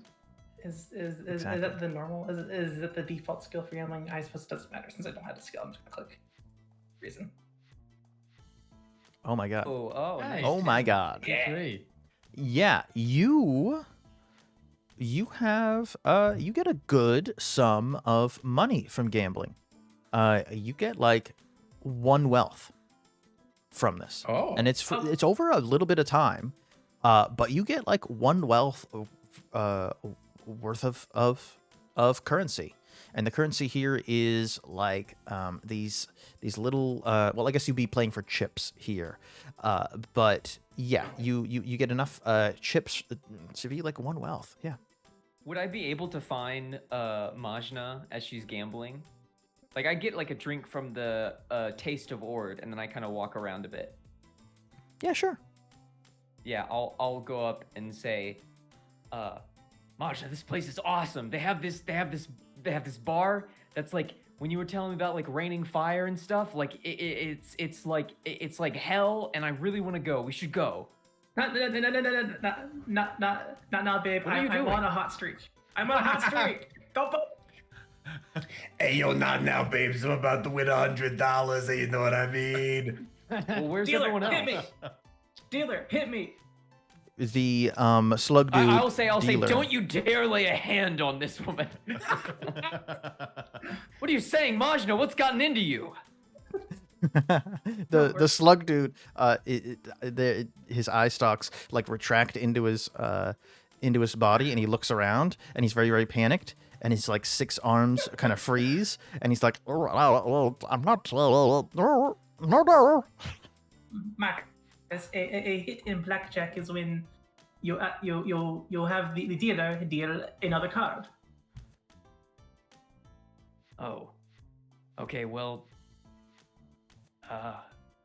Okay, we'll continue your hitting. Yeah.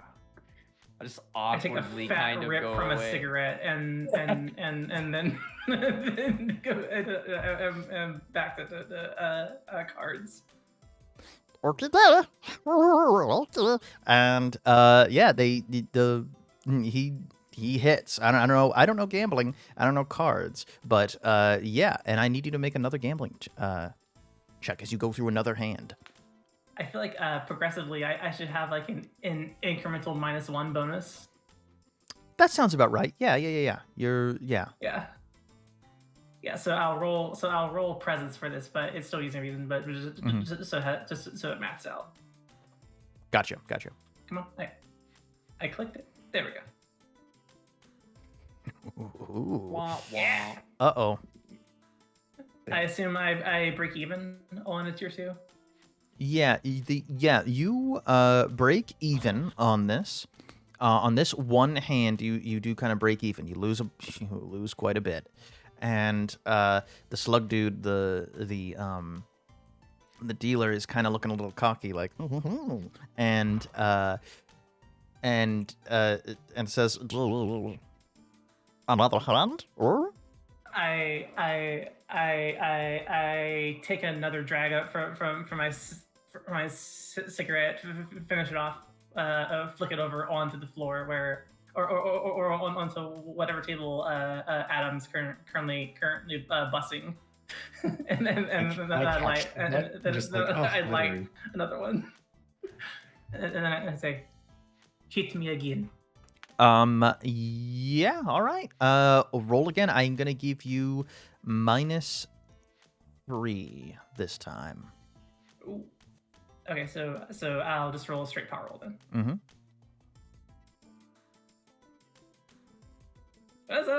Wow. Okay.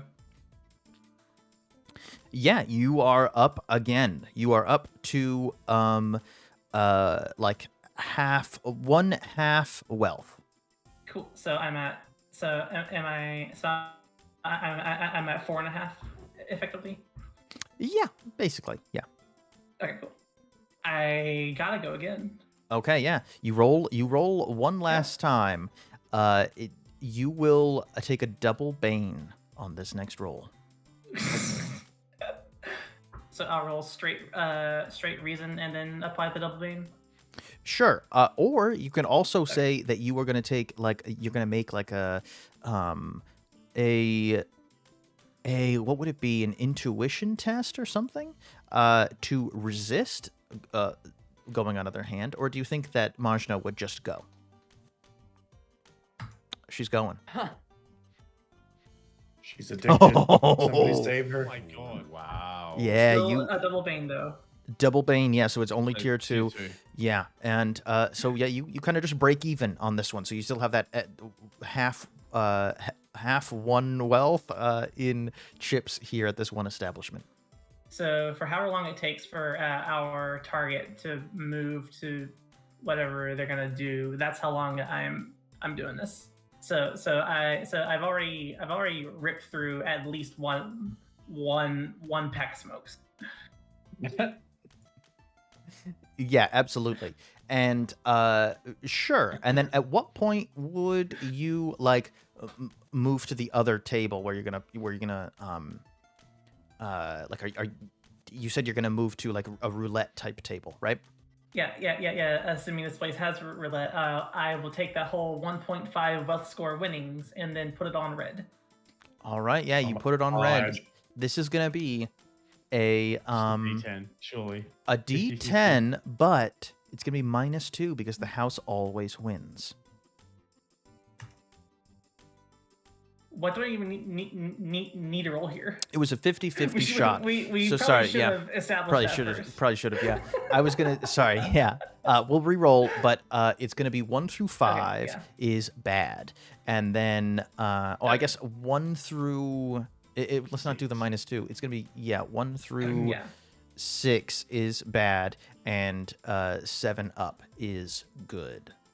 Debatable. Yeah, because there's no breaking even when you do roulette. Yeah, so 7+. Oh boy. Whoa! Oh, yeah. All right. Damn. Hot streak. Oh yeah. 7+. Damn. Wow. All right.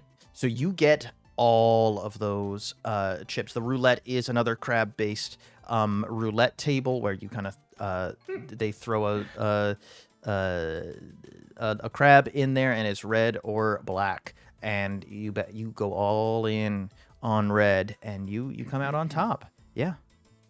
I kind of wanted to lose actually, but Do you think that narratively it would be better if you lost? yeah, but I will accept the results that I was given. Okay. Yeah. All right. Yeah, so whenever it becomes relevant, Cam, like I'd just like to eavesdrop on Jaro, and probably like if I can see that there's an imp on his shoulder, like if I can hear what they're saying, if I've cut through the illusion. Yeah, sure.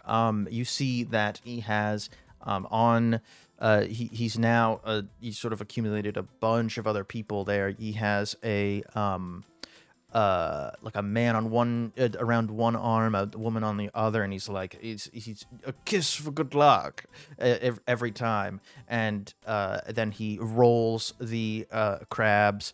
The imp, you see that the imp is sweating.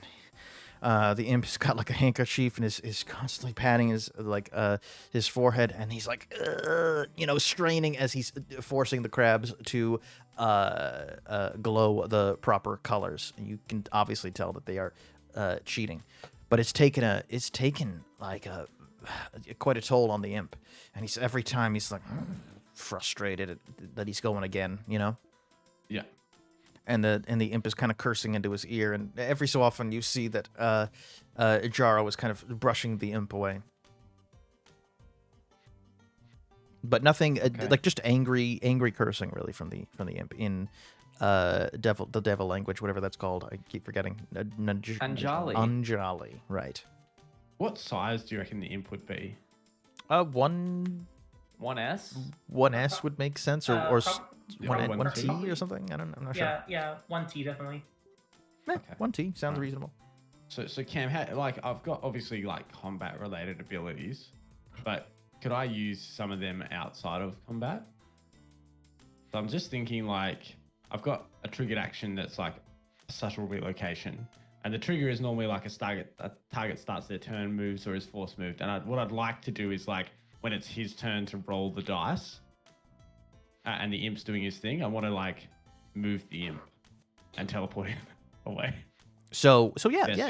If you teleport the imp, Sure. Because I can move him. Because I can pierce the veil of substance, so I can see through and have line of effect past a barrier of 1 square. So what I would like to do is like just move him over here, so it's like fairly well away, and he can't even see the table anymore.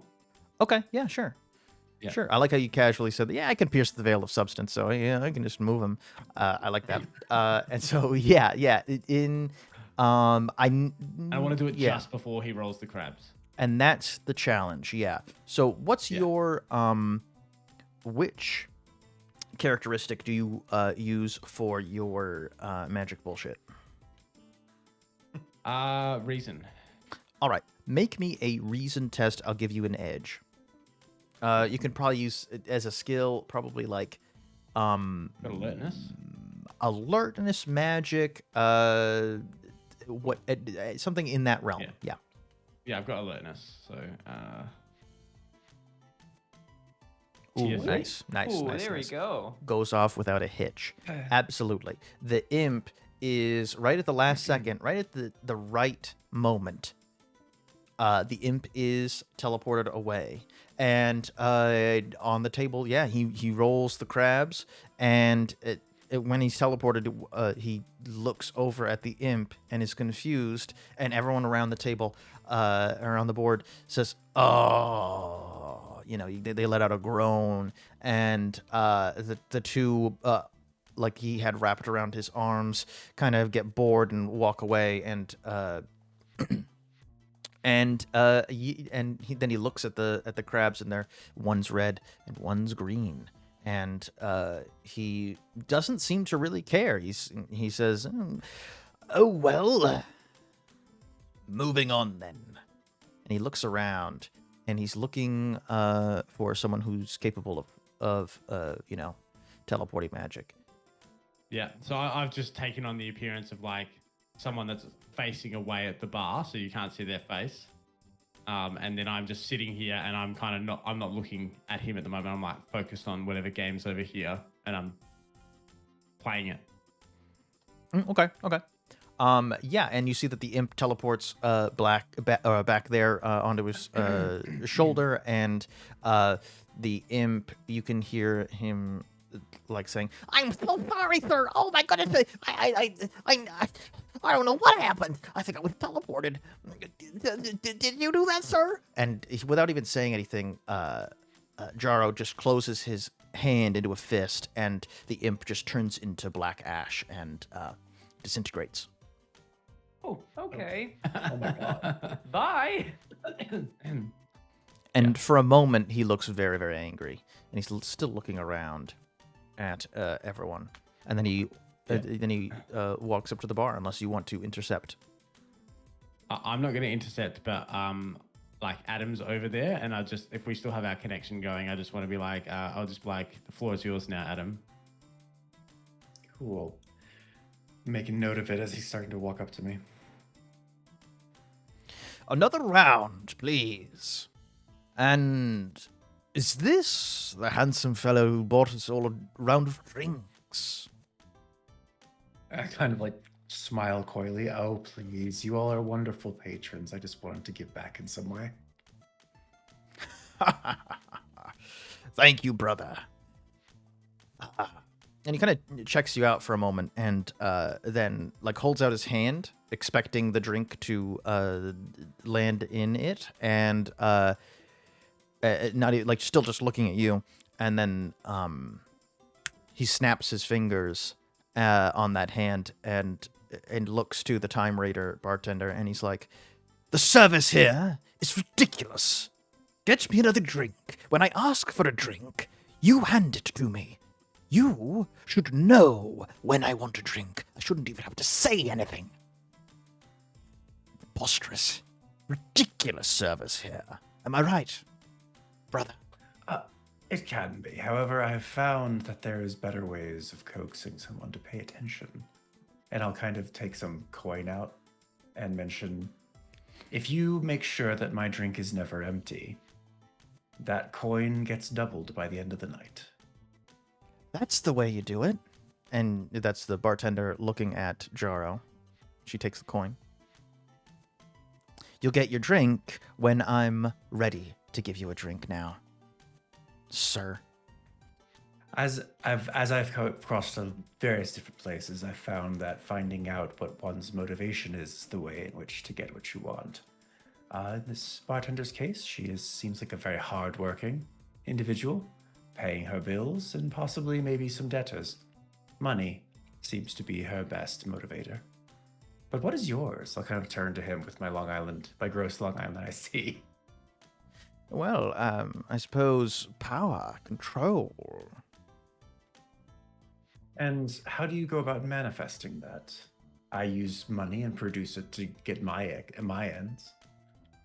Money is so needlessly boring. No, I prefer, well, our trade. Our trade? I'm kind of like that. Please, don't be foolish. Don't play dumb and be boring. Please. I love that. Don't play dumb and be boring. What a great line. Yeah. Well, even if I was to know of your trade, tell me, what are the details of it? This is boring me. This conversation. I'll be like, he's talking about souls telepathically. Okay. I'll kind of lean in. Are you speaking of the souls that certain individuals desire? I can't tell if you don't know, or if you're pretending you don't know. Adam, I really getting more and more bored. You were looking so delicious as I walked up here, but I suppose maybe I have an appetite for something else. Well, I'll kind of like shuffle the drink back and kind of smile. I apologize then if I wasn't forward enough. The souls that you want, I guess. Seems Wait, most is this a interesting. gay interaction? It's whatever. It's whatever you is this think. gay? Is this? It just took me a little bit, but I'm like, wait, is this flirting? What's happening over here? Is this the What's going butterfly on? meme? Is this gay? Yeah, is this gay? I can't tell if evil or just homosexual. Please. And neither can the church. Anyway.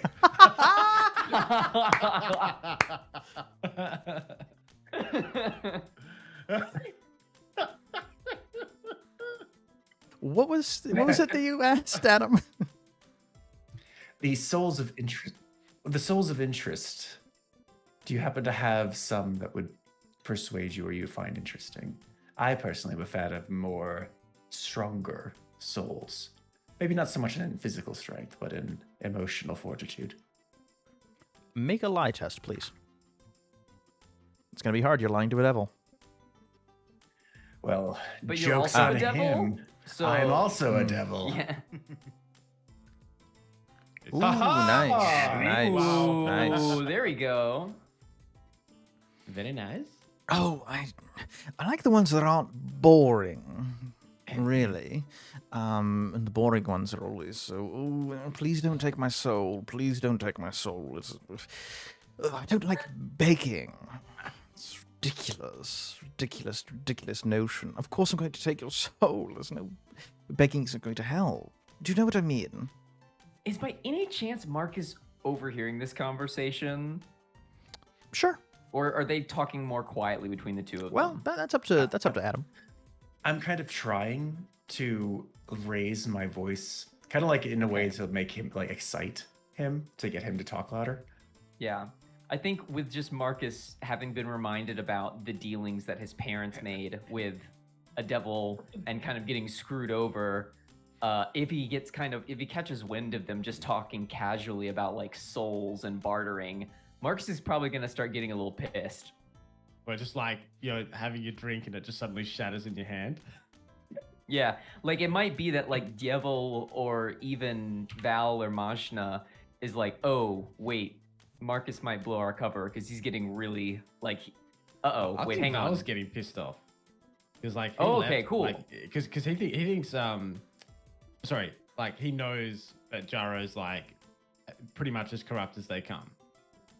So I think he's getting pissed because he knows he's like, there's rules around collecting someone's soul and it's an even trade.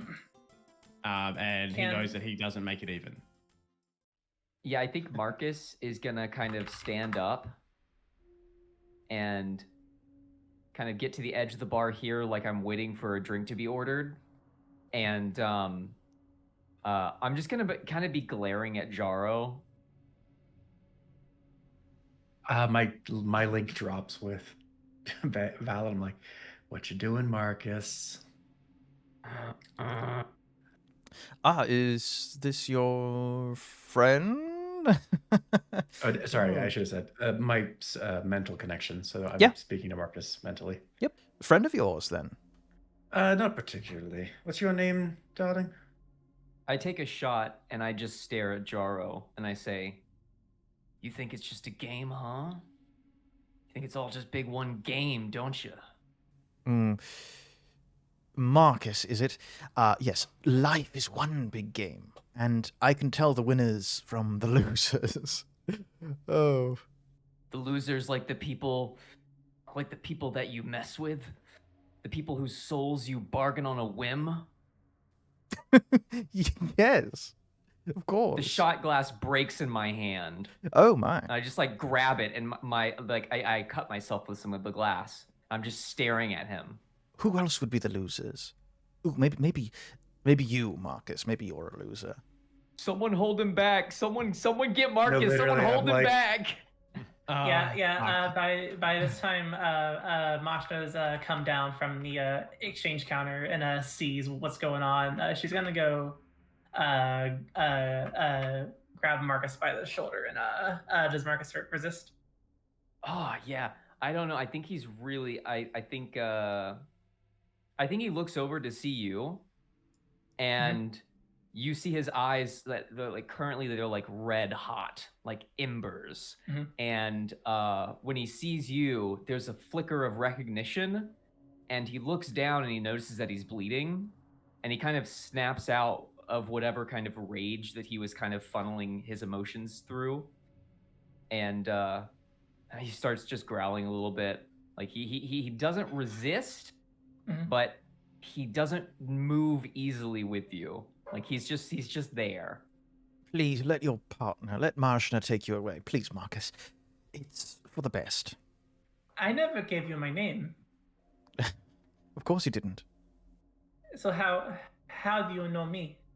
You act as though names are something that could be given, or not just taken. Yes, take your angry friend away and go somewhere else. Is this window here? Yeah, that goes into like deeper into the chamber, yeah, into the tavern. Yeah, I will drag Marcus over to the several $1 million worth of $1 bills and anti-material sniper rifle and pistol room. Okay. Holy shit! They had a lightsaber. I think Marcus will go with you, and as he goes, he'll be more aware that he's bleeding, and he'll be like, "Oh shit!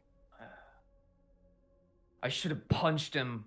I should have fucking ripped his head off of his stupid shoulders."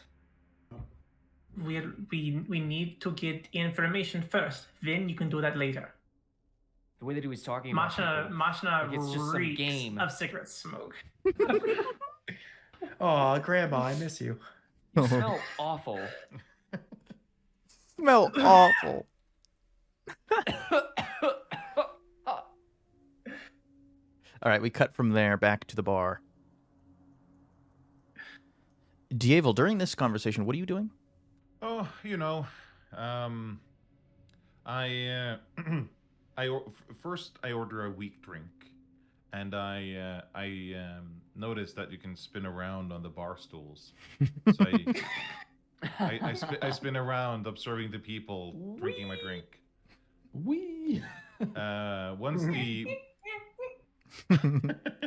Once the weak drink has been dispensed of, I order something pretty strong, So while you're all over by Jaro getting pissed, I'm over here on my spinning stool getting pissed. In my own way. So by the time Mazchna has to hold Marcus back, I'm in no condition to hold Marcus back. Okay. Yeah. You're a little sloshed. Yeah. I'm having a great time. I'm enjoying the show. There's stuff happening. People are yelling, winning. I'm sometimes joining in for some reason. They're happy. Sure, I'll be happy too. Yeah, and Jaro like leans into Adam, and like leans in and says, "So what exactly are your friends and you doing here?" And before you answer that, Adam, we will cut to Val. Yeah. So Val is going to have noticed where Mazchna and Marcus has headed off to. And as he's walking past, he's just going to find a moment when the attention's away, and then he's just going to blink into the room. And I can see that you're kind of like, and I'll probably come in around about the same time that you're saying, "Not now." And I'm going to say to Marcus, and I'll be like, "I know you don't want to talk to me right now. And I know you almost lost it just then. And I don't know why. I need you to think about how important this job is and how important it is to do, because I've got something to tell you about Jaro." Oh boy. There's a reason he knows your name. Why do I know, like, why do I feel like I'm gonna really not like what you're about to say? You're not going to. You know how I said I caught the coattails of a devil that was making a deal? Well, that devil's out there on that bar stool. Motherfucker, I'm gonna stand up. Oh God, someone restrain her. Or him. I stand up. Marcus, I'll be like, yeah. he's gonna go. Yeah, I think he's gonna go. Screw the mission. I'm gonna take his head, and I'm gonna start walking. Oh, I get blocked. Oh no. Yeah. Mazchna, get out of the way. Wings out. And I think that Right. is where we will leave things for this week. Whoa. Oh my gosh, this is so juicy. Oh, that's so sick. That's so sick.